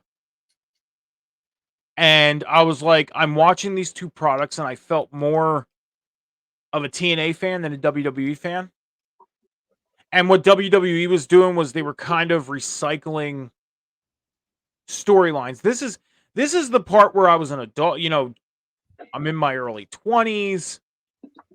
So as a fan, that's when you start realizing, oh my God, they're recycling storylines because you've seen this before, but these two people were involved instead of these two people, and they're doing this, and this happened already, but with these people. That's when that shit starts kicking in. The realization. And when they kept having Cena and Orton, I was just like, you know what? I'm getting bored. Like, all this stuff that was happening in WWE. It's like, So I took a full year off from WWE. A full year. Now, granted, I watched pay-per-views. I watched the Royal Rumble. I watched WrestleMania. Have to watch those. I watched the Big Four. Anything in between, I didn't watch. But I watched the Big Four. But TNA at the time, that was my show. I went to pay-per-views. Well, I went to one pay-per-view in 2009. I went to Lockdown. And the main event was Sting and Mick Foley. Bobby Lashley, debuted after the Lethal Lockdown match. Had Team 3D against Beer Money in a Philadelphia street fight. That was amazing. And if you have the DVD, you could see me on the DVD very little bit. I was wearing a red shirt where the Dudleys came out. It was super cool. I have it on DVD. That's sick. Yeah. I'll have to try and take a picture of it and send it to you guys. You can kind of see me, but I wasn't hard to miss at the time. I was a big dude. But yeah, TNA was my show. I couldn't stand to watch WWE. I had to take a year off. I needed to let them get over what they were doing in order to get back into it. Fast forward. When the pandemic started, I took about a 4-month break from WWE because it wasn't the no crowds that did it for me. It was just the standstill and what they were giving us. I couldn't do it. I was watching pay-per-views, but I couldn't watch weekly. I couldn't. I needed a break from it. Because I realized I can watch pay-per-views and still know what they were doing. Still know how these competitors got to the point they're at. So I needed to stop for a little bit. I watched AEW. NWA wasn't going because they shut down. I wasn't into Impact yet because I just got back into Impact in January of this year. So WWE, I couldn't for those 4 months. And those were the two times that I needed to simmer down from WWE. I've never taken a break from AEW. And NWA I haven't seen since the beginning of the pandemic. So it's been some time since I've seen NWA. I think that's the only show I haven't seen as of late. But plan on getting back into. Because I know they're putting out some great stuff. So nice little extra segment because we were kind of flying through our segments here. So I sent you guys a title of a segment called Sky Blue is Feeling Blue. And you guys are probably wondering, what does this mean? I'm going to tell you exactly what it means. Sky Blue, as of late, has been in some marquee matches, facing some big name people. Tony Storm, Chris Statlander for the TBS Championship. She's faced some big names, but just can't seem to get over that hump. She can't win. So my question to you guys is, do you feel like it's time that we see Sky Blue finally getting some wins under her belt on AEW TV and getting her in the position of possibly holding at least the TBS championship? Not just some wins, but I think we see her getting those major wins that I think she definitely needs. Not only that, but I think they're going for a character change because she got missed in the face by Julia Hart, Mm-hmm. and ever since then she comes out now. She's her a little different. She's not really smiling like she normally is. She's not her normal cheerful self. So we might see a bit of a darker character change from Sky Blue. And I think that's going to lead into her maybe holding some championship gold. If they put the TBS championship on Sky Blue, I think that'll be the biggest, like most unexpected thing to happen probably in 2023 in terms of AEW, because I definitely didn't see it coming. I definitely expected Ruby Soho to hold that championship before she would ever hold it. So that would be something different. But even before that, I think we see a different side of Sky Blue. I think we see a more, like I said, a darker, meaner, more vicious version of Sky Blue. And I think that's what her character is missing. I think she's missing sort of that edge right now. So, if she were to do that character change, do you think she changes her name as well? Because she kind of lives by the name. Wears all blue, hair is blue.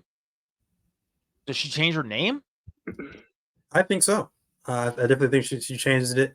Black Sky or something like that. Starts wearing all black and stuff like that. I wouldn't mind it. I think it would just go along with the character, you know. Okay. John. I have no interest in Sky Blue at all. Like when I hear Sky Blue, I immediately think Cora Jade, and I'm like, which I'm a fan of Cora Jade. I'm just not into Sky Blue. The only thing that interests me about Sky Blue is her ass, to be honest with you. But because she got the second best ass in wrestling behind Gigi Dolan. But I don't know. She needs to start winning, and her losing isn't making me interested in her either. It's like, do something with her or take her off TV, please. I do like that they're making her eyes more darker and more darker, like what happened to Julia Hart when she got misted in the face by Malachi Black. So I'm curious to see where that goes, but I don't know. Her character bores me. Like, I don't know. She's nowhere near the title picture. She's gonna need to start winning a lot to get that momentum that she needs to be in the title picture.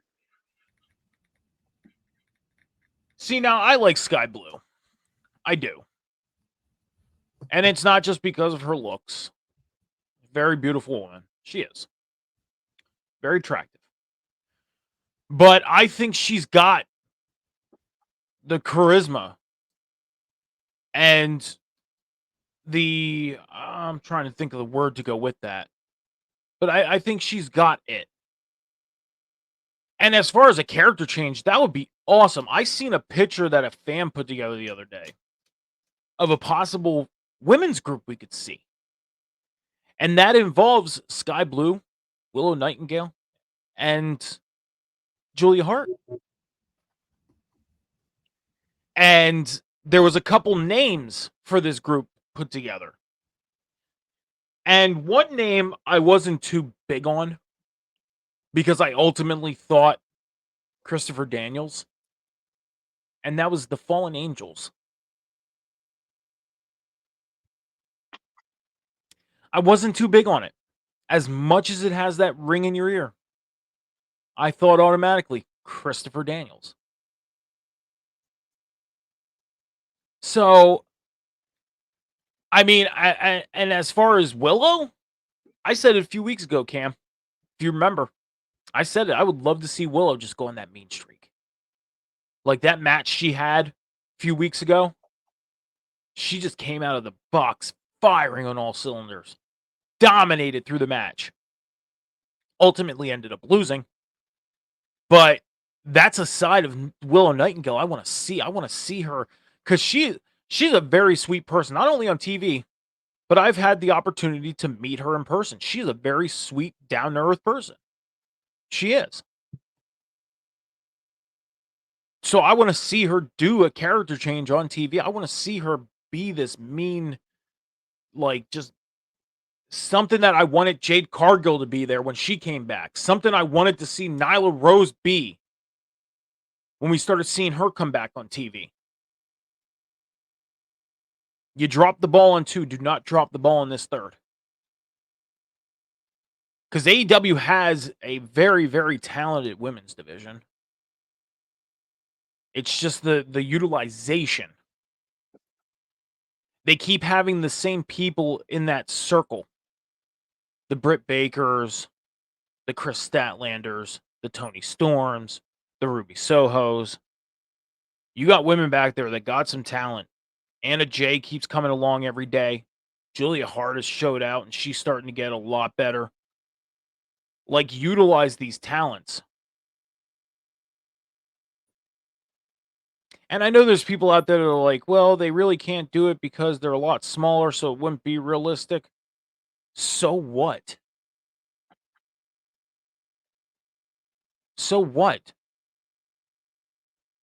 It's been like that for ages. Hogan and Andre. Do you really believe Hogan slammed Andre on his own?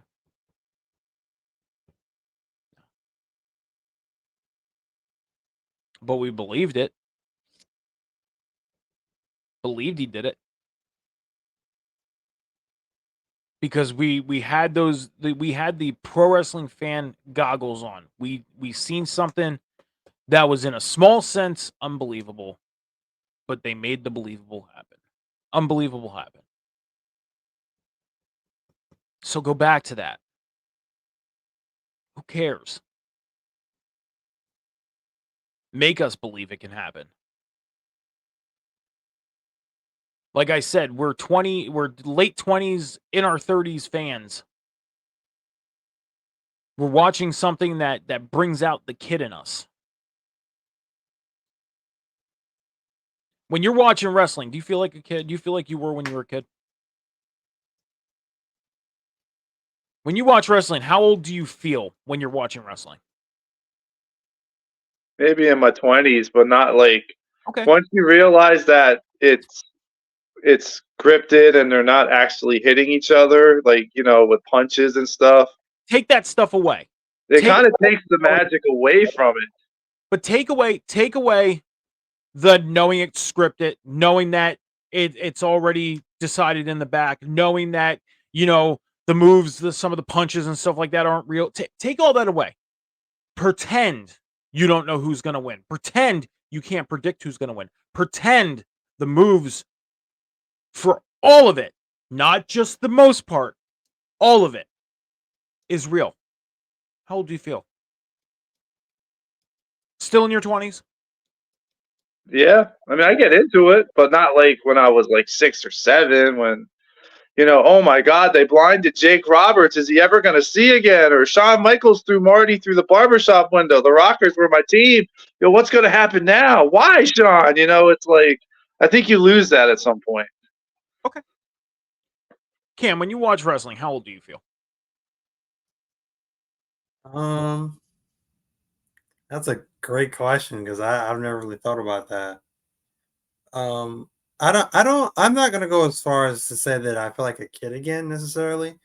I feel like, I feel like there's those certain things like, where you grew up or your old elementary school. You get those nostalgic feelings when you think of stuff like that. For me, when I watch wrestling, especially some good storyline or some good feud or something like that. It just brings out that passion in me for wrestling, and it just, what I'm saying, it just makes me feel good. It reminds me of why I even wanted to get into podcasting and things like that. And I look back on my history of when I was a kid watching wrestling, and it's just like I just feel like this is what I was meant to do. This is what I was put on this earth to do, was talk about pro wrestling. So, like I said, I don't really necessarily think about how old I am necessarily when watching wrestling, or how old I feel, but I just, if I can explain how I feel, it's just joy. It's just joy knowing that, like I said, I have a passion for pro wrestling. I have a passion for breaking it down and talking about it. So yeah, it's just, that's just what I love doing. So I'm going to get you guys to laugh at me, and it's okay to laugh. Just saying, not going to hurt my feelings or anything. It's very, very hard to hurt my feelings when it comes to things like this. But I honestly feel like I'm 10, 11 years old when I'm watching wrestling. No bullshit. I feel that way at many points during shows. I even catch myself at some points, and this ain't a secret. I live in my parents' house with my parents. I'm okay with that. Whatever. At times during commercial breaks and breaks in between matches for pay-per-views, I'll go downstairs, grab something to drink, grab something to eat. And I catch myself telling my mom stuff that happens during the show. And I notice she don't give a shit. She listens like I'm a kid. She does. And whether she cares or not, that's fine with me. She's listening like I'm 10, 11 years old again. Because I feel that way when I watch wrestling. I get into it. I try to watch it without thinking this match is predetermined. I think about that most of the moves and the hits are real. I try and throw all that stuff away when I'm watching. Because I don't want to sit here and be like, oh, wow, look at that. Well, I wonder how many times they did this to make this happen. Like, no. I want the... I just want to believe what's happening on my screen is real. Because as you get older and start realizing the things that aren't real, that passion can go away. And I don't want to lose that. When you listen to certain things, the passion goes away. John knows this. And I'm not going to blast out the person's name or anything, but I have a friend who listens to a certain podcast, and for a while, it felt like it took away his passion because of listening to this certain show. And he kept trying to egg on to me like, dude, you should listen to it. It's great. I said, no, because I don't want that to rip this away from me. Because I'm not very passionate about a lot of things as I'm getting older. This I am. So I don't want somebody to rip away something that I love. I don't want that to happen. Now this person is back into wrestling. He watches it. He still listens to this show, but not as much, which is, his decision. But I think it's a good decision. Started talking about wrestling again like he used to, which is great. But I feel like a kid again. I for those 2-3 hours, I feel like I'm 10, 11 years old. But then when I come on and do this, I'm back to the reality that I'm 37 years old. And that's what I want AEW to do with this, is I want them to make this believable. I want them to turn this into something believable. Because I know Willow's a sweet person in person. I want her to turn into something that's going to make me believe she is a badass person. We got 20 minutes left here on the Table Spot. I am joined here with Cam and John. Sean is out tonight. He's at a indie show tonight, so he will be back next week for the Table Spot. Please make sure to head over to patreon.com/Rivet City Radio. Check out all the great content on there, and please hit the follow, subscribe button here on Rivet City Radio's Twitch and YouTube channel, and Off the Top Media's Twitch and YouTube channel. Check out all the great content that happens throughout all the network, both networks, throughout the week. We got some great content, guys. Awesome stuff. Cam G's The Boom on Wednesday nights after AEW Dynamite. Johnny H, you're also on Rivet City Red Zone in the morning with me on Sundays. So that's just some of the product that's over here on Rivet City Radio and Off the Top Media. Guys, Adam Copeland made his I can't say return to pro wrestling because he was in WWE for a period of time, but 10 days after his WWE contract was up, literally a week after his contract was up, he had a huge decision to make. Retire or go to AEW. And he let that decision come down to not him, not anybody else, but his family. And the one thing that struck him to sign with AEW was his oldest daughter said, go be with Uncle Jay. And this was real. He was currently on No Free Shoutouts to Chris Jericho's podcast. He mentioned it on Chris Jericho's podcast that it was his daughter who ultimately made the decision for him. This was real thing that happened, not just storyline thing. Since then, we've seen Adam Copeland and Christian right away, a feud building. Now, this past Saturday night on Collision, Adam was going to get into the things that Christian said about him and his family, but was very quickly interrupted by Christian. But it didn't end there. We seen Big Bill and Ricky Starks come out. It didn't end there. We seen Bryan Danielson come out. It didn't end there. We seen FTR come out. So, the question lies, are we going to see, do you guys think Adam Copeland's first official feud is going to be with Christian? Do you think it's going to be for the TNT Championship? And do you ultimately see Adam Copeland winning the TNT title as his first title in AEW? John. Well, Mike, you know I love Adam Copeland. Edge has always been one of my favorite guys, and I'm thrilled that he's in AEW. And I think it makes sense that his first feud is with Christian because they have so much history dating back to them being best friends and breaking into the business together.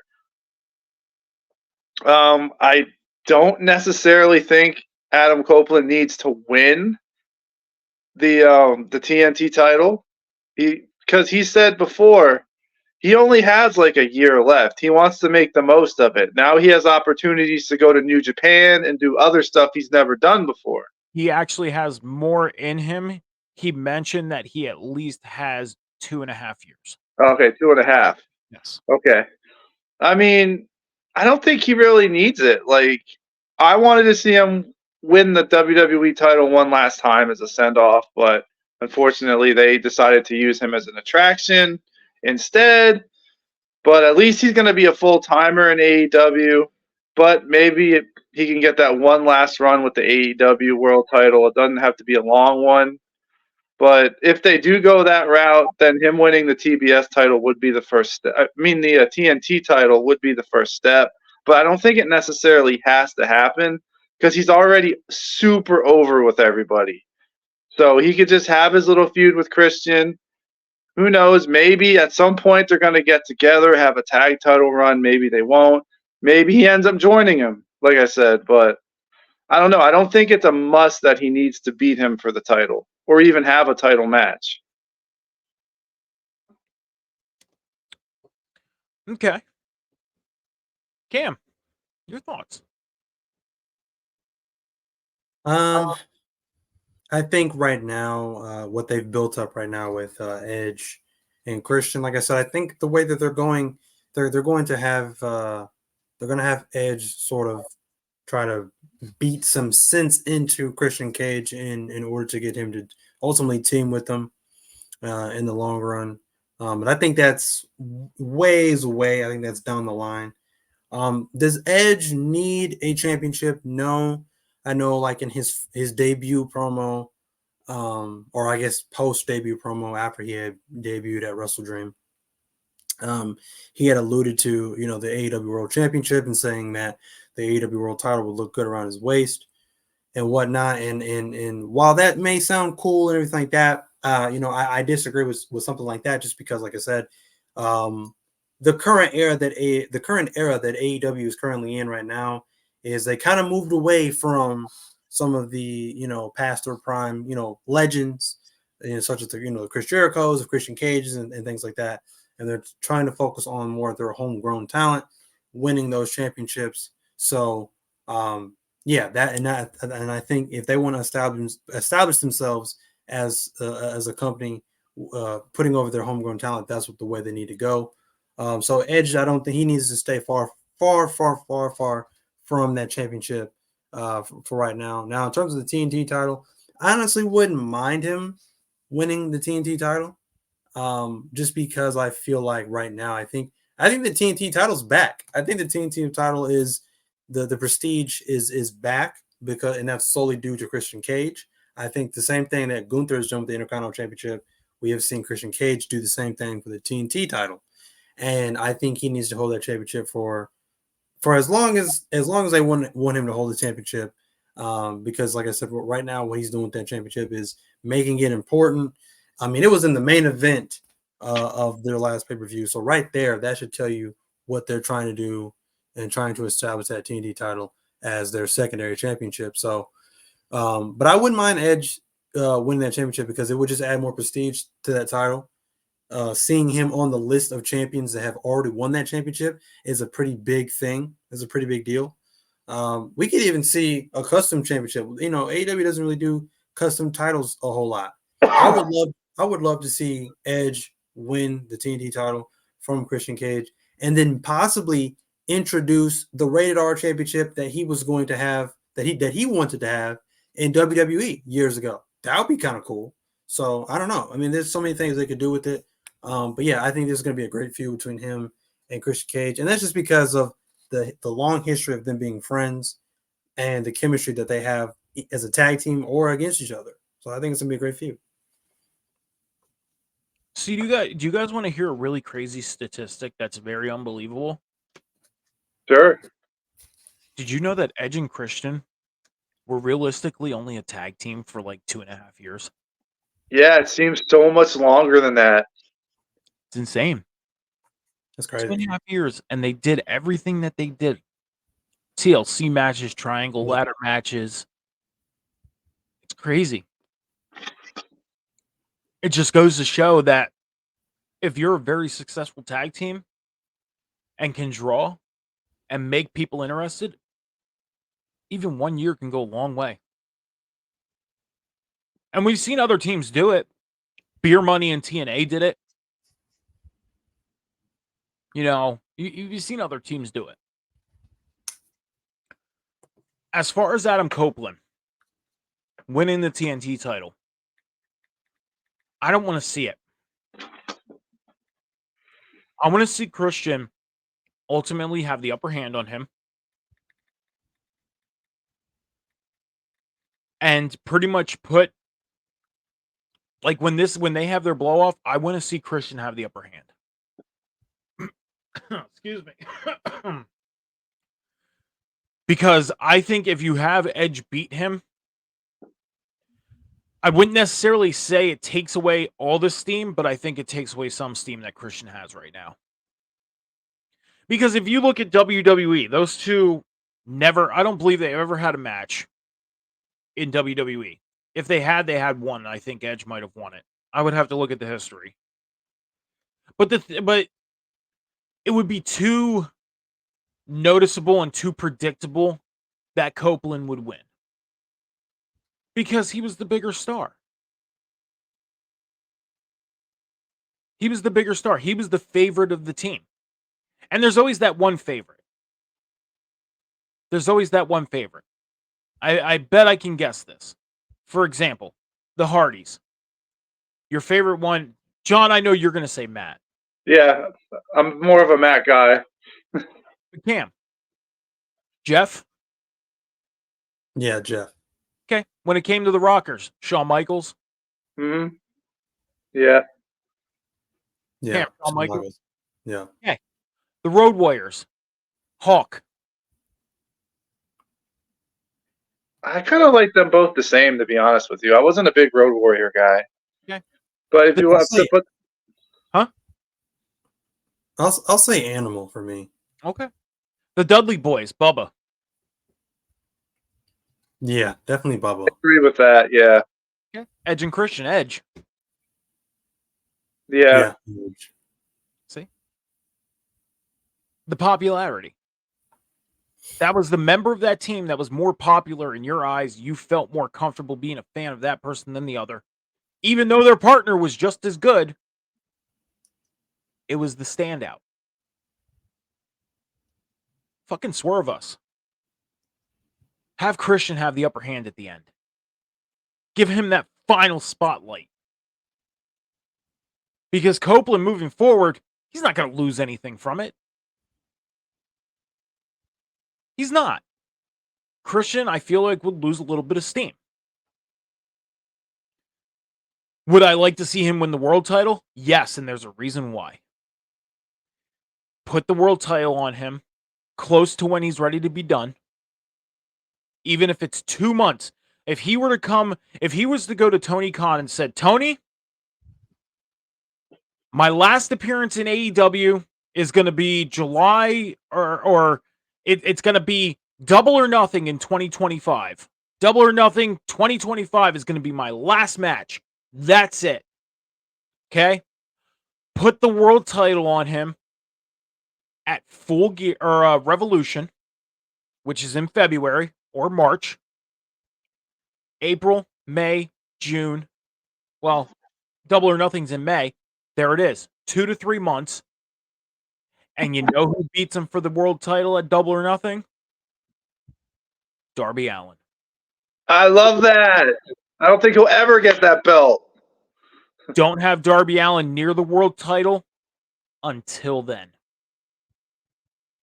Then finally put it on him. I love it. You know, Darby's my guy. I don't think he'll ever get that belt, but they give it to everybody else, it seems. But him and Guevara, they just keep pushing back down. Because here's the thing is AEW, crazy enough. And here's the thing is there was a couple shows back where I kind of hooked you a little bit, Cam, with the Judgment Day. You weren't interested, and then I kind of hooked you. If you remember that. Remember the little scenario I put out for you? You said, all right, you got me interested. Now you're a little interested. AEW is in a very, very good position right now to do a Judgment Day or a Bloodline storyline with Christian and Edge. Very good position with all the players that are involved.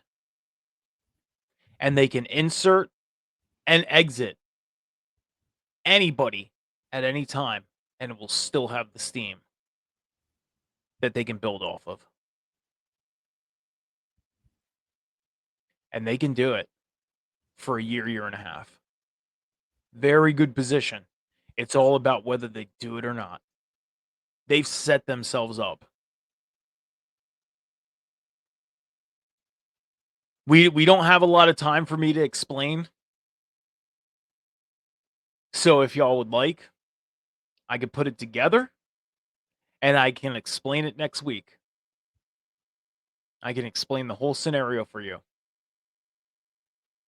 But they are in a very, very good position to Now, do it. does your scenario have a possible Jurassic Express reunion with Nope.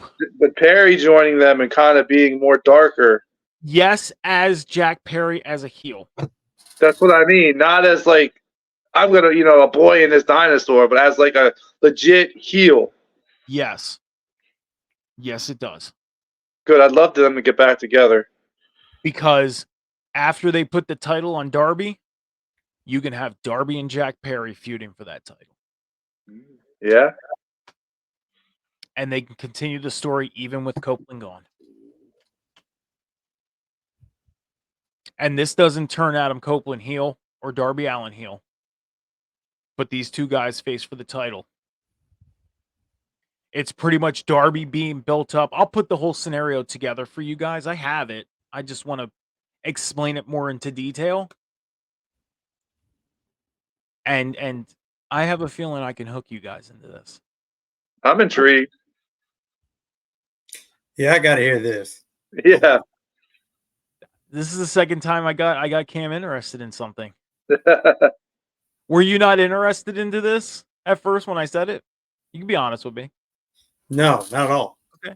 Not at all.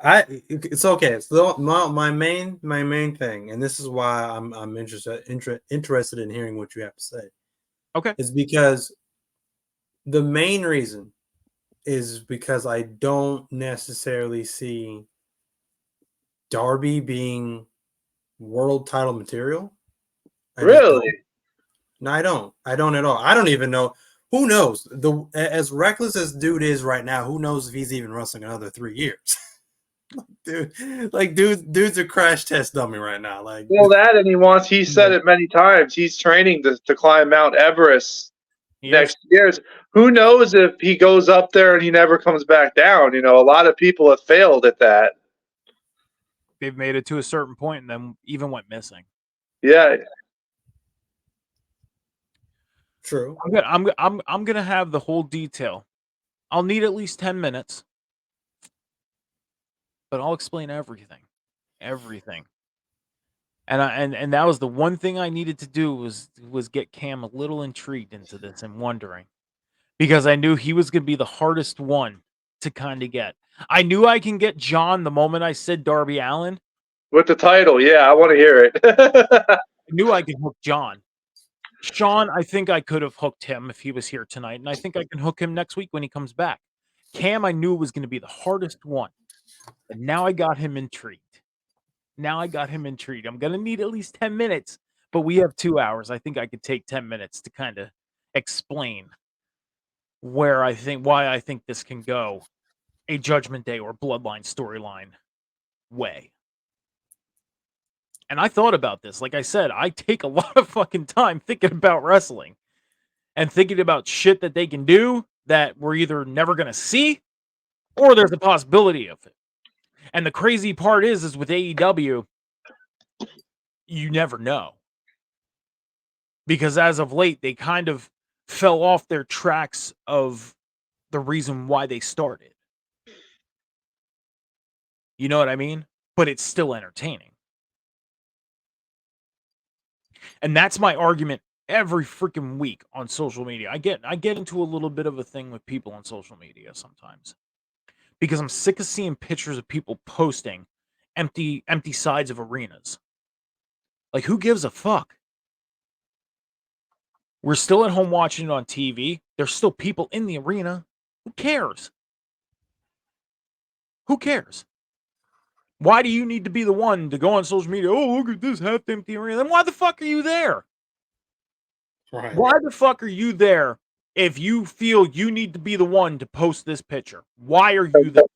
People are trying to recreate WWE versus WCW with WWE and AEW. You have your fanboys on either side. Just enjoy them both. Seriously. But that's the thing, is you have people that are paying money to go into an arena to take a picture of a half-empty arena just so you could be the one to post it to the internet wrestling community. Like, who gives a fuck? I feel like that says more about them than anything else. It does. It's a look at me post. That's all it is. It sure does. I agree with that. And my comment every time I see a picture is, who gives a fuck? That's my comment. Who gives a fuck? And that's what starts the argument. That's what Honestly, does. I think AEW would probably benefit from going to an Impact or an NXT format. Yeah. Even for 6 months. Yeah. Oh, I can agree with that, because you look at Impact, and when they do pay-per-views, they go to places where they get about 3,000 people, 4,000. They just recently did pay-per-views up in Canada where they sold out a 7,000 seat place, auditorium, whatever, wherever they were. So yeah, I agree with that. If they switch to, but their big thing is almost everybody has pyro, and you notice that's one big thing that they think. I think they can cut that away for those 6 months, because then when they go back to the big arenas and people want to be there again and fill the arenas like they were when they were first started, then it would be just that grand, like if you remember the time WWE, we didn't have pyro for a couple years. And finally, we got pyro back. And it helped make like the beginning of the show a little more like, oh my god, we finally got pyro. Made it more exciting. Yeah. I could agree with that. Go to like a TNA, an Impact format, or even the NWA. I mean, I don't know if I would go as far as NWA because they only have like a 500 seat studio. Yeah, that's too small time. You know, they give that little nostalgia, you know, territory days type of feel, studio wrestling. So, but I can agree with the Impact thing. I can. And I'll tell you this, when I went to Multiverse United 2, when it was back in August out in Philly, that was an awesome atmosphere. I didn't need to see big pyro, big screens or anything like that to enjoy the show. Everything that happened in the ring was fucking enjoyable. It was. So, one last thing before we close things down, guys. There was a little comment that was made by Logan Paul after his fight the other night. He challenged Rey Mysterio. I know he challenged a couple other people, but he ultimately challenged Rey Mysterio for the United States title. Do you guys have any comment on this? John's hand might have a comment. Sorry, guys. I'm texting in our chat real quick. That is fine.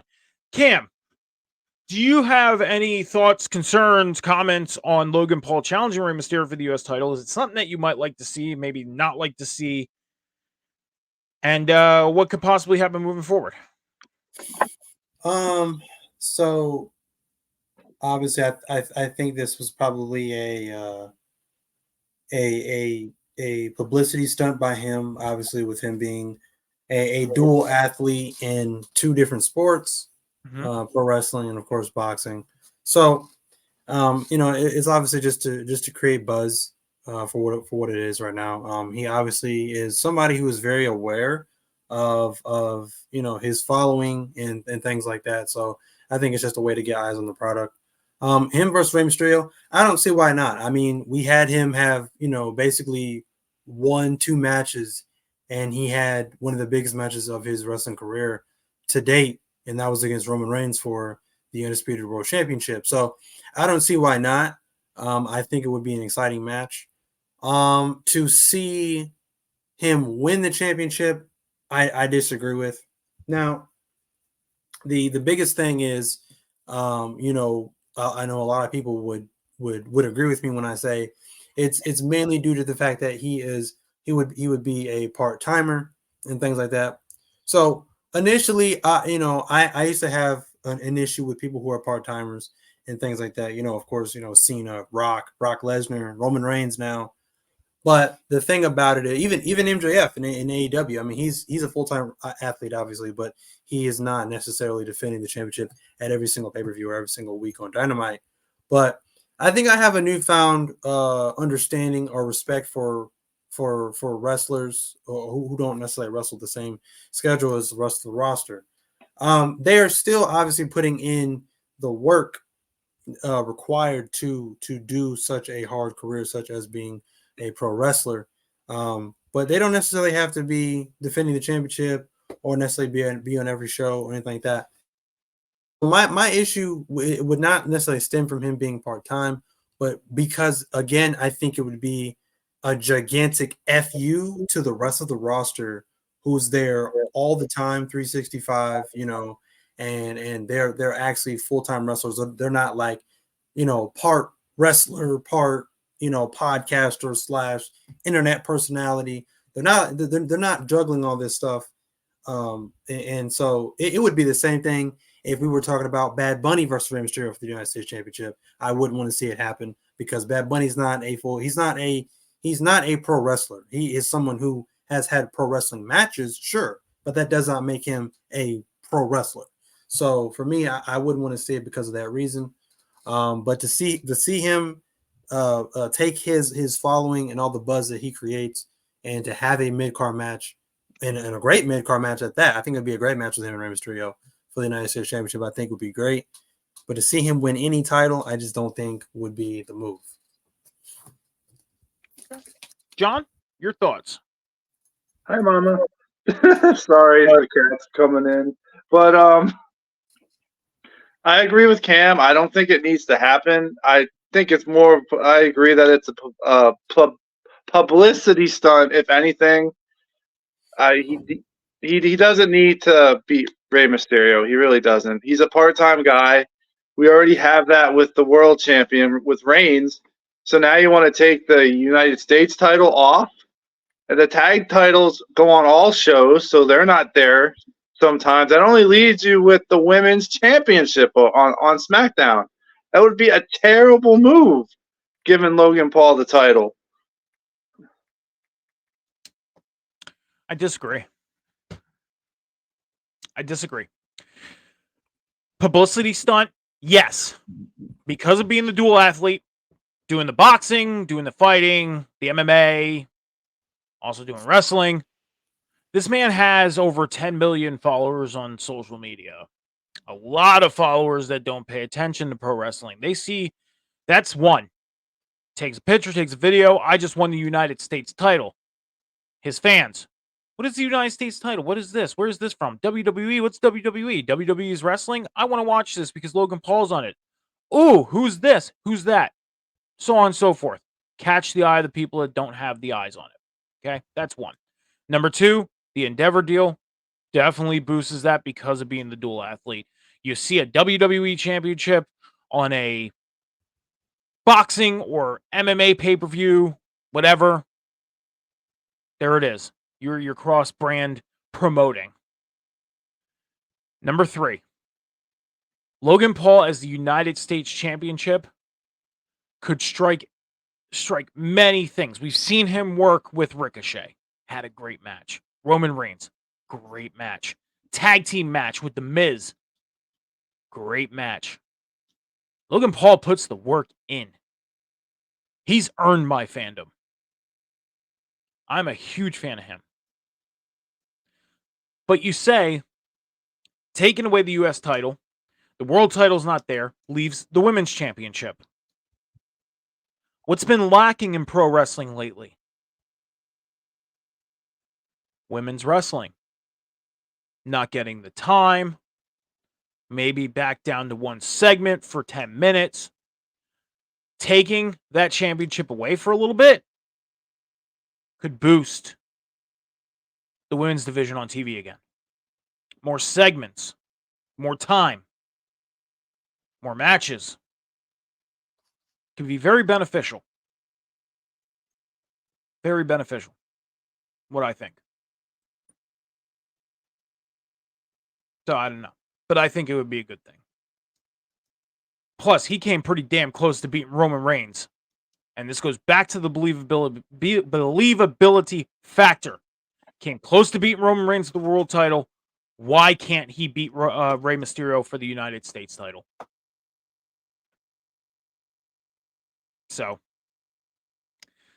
but guys, we are coming to the end of we are at the end of the show of the Table Spot here tonight. So, Cam, if you want to throw it to everybody where they can find you on the networks here, what shows can you be seen on throughout the week? Well, you can find me here every single Sunday night on the Table Spot with these guys you see above me, including Sean.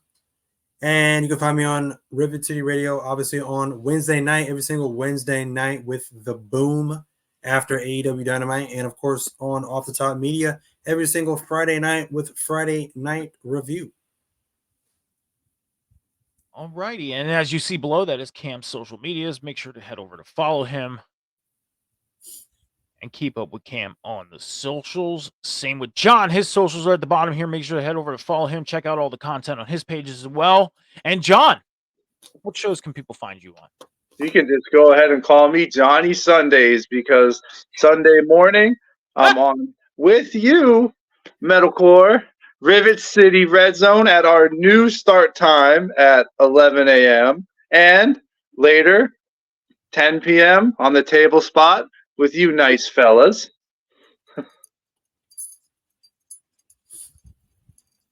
That was an abrupt end. Yes, it was. Nice fellas. Quick and easy. I'm just fucking with you. I'm having fun Oh. tonight. All right. Well, you can catch me every Wednesday night after AEW Dynamite on the man sitting below us here tonight, Cam G's The Boom at 10:15 p.m. Eastern Standard Time. You can also catch me on Saturday nights at 8 p.m. Eastern Standard Time with Prince on Prince's Movie Madness. Prince has taken a little bit of time away. He had some personal stuff to take care of, but I spoke to him this past week. He's doing great, and he will be back soon. So stay tuned for when his comeback happens for Prince's Movie Madness. And he also has a new show that will be starting up soon that I will also be on with him producing and co-hosting on. You can also catch me with Johnny H on Rivet City Red Zone, 11 a.m. Eastern Standard Time every Sunday morning. We get you ready for college football, or we talk about college football from Saturday. We talk about the pros that are happening that week and from the past week. We also have our football pick challenge. And as of today, John is up by 10 games this morning. I am the pick Now master. It's early yet. Shh. Time's running out. Those grains of the sand are slowly going down. 12 weeks left. Relax. Chill out, buddy. And then you can also catch me here later on Sunday night, right here on the table spot with Johnny H, Cam, and Sean, when Sean will be back next week. And just a little bit of a reminder to check out Paying Dues on Monday night, followed by Sorry for the Interruption. Check out Nerdy News at 4:20 on Tuesdays, and then Cam G's The Boom on Wednesdays following AEW Dynamite. And then make sure to head over to patreon.com/Rivet City Radio. Check out all the great content on there. Make sure to hit follow and subscribe to Off the Top Media and Rivet City Radio's Twitch and YouTube channels. Gentlemen, do you have anything else for the fine people watching the show tonight? Sure. Thank you all for watching. We appreciate the views. Absolutely. As I always say on Wednesday nights, peace, love, and prosperity. Thank you for watching. Definitely appreciate everybody watching. Thank you very much. Have a great week. Take care of each other. Love each other. Respect each other. Be patient with each other. This world is not moving as fast as y'all think. Y'all have a great week. See y'all next time. Peace. Later.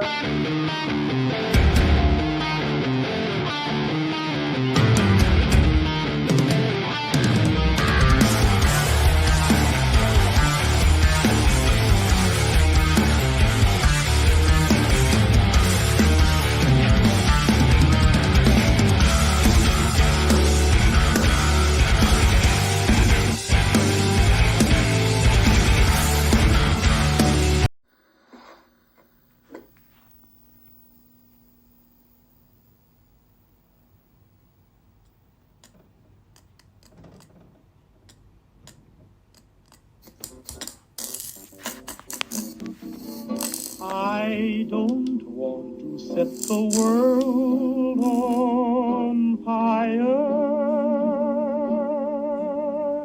I just want to start a flame in your heart. In my heart I have but one desire, and that one is you. No other will do.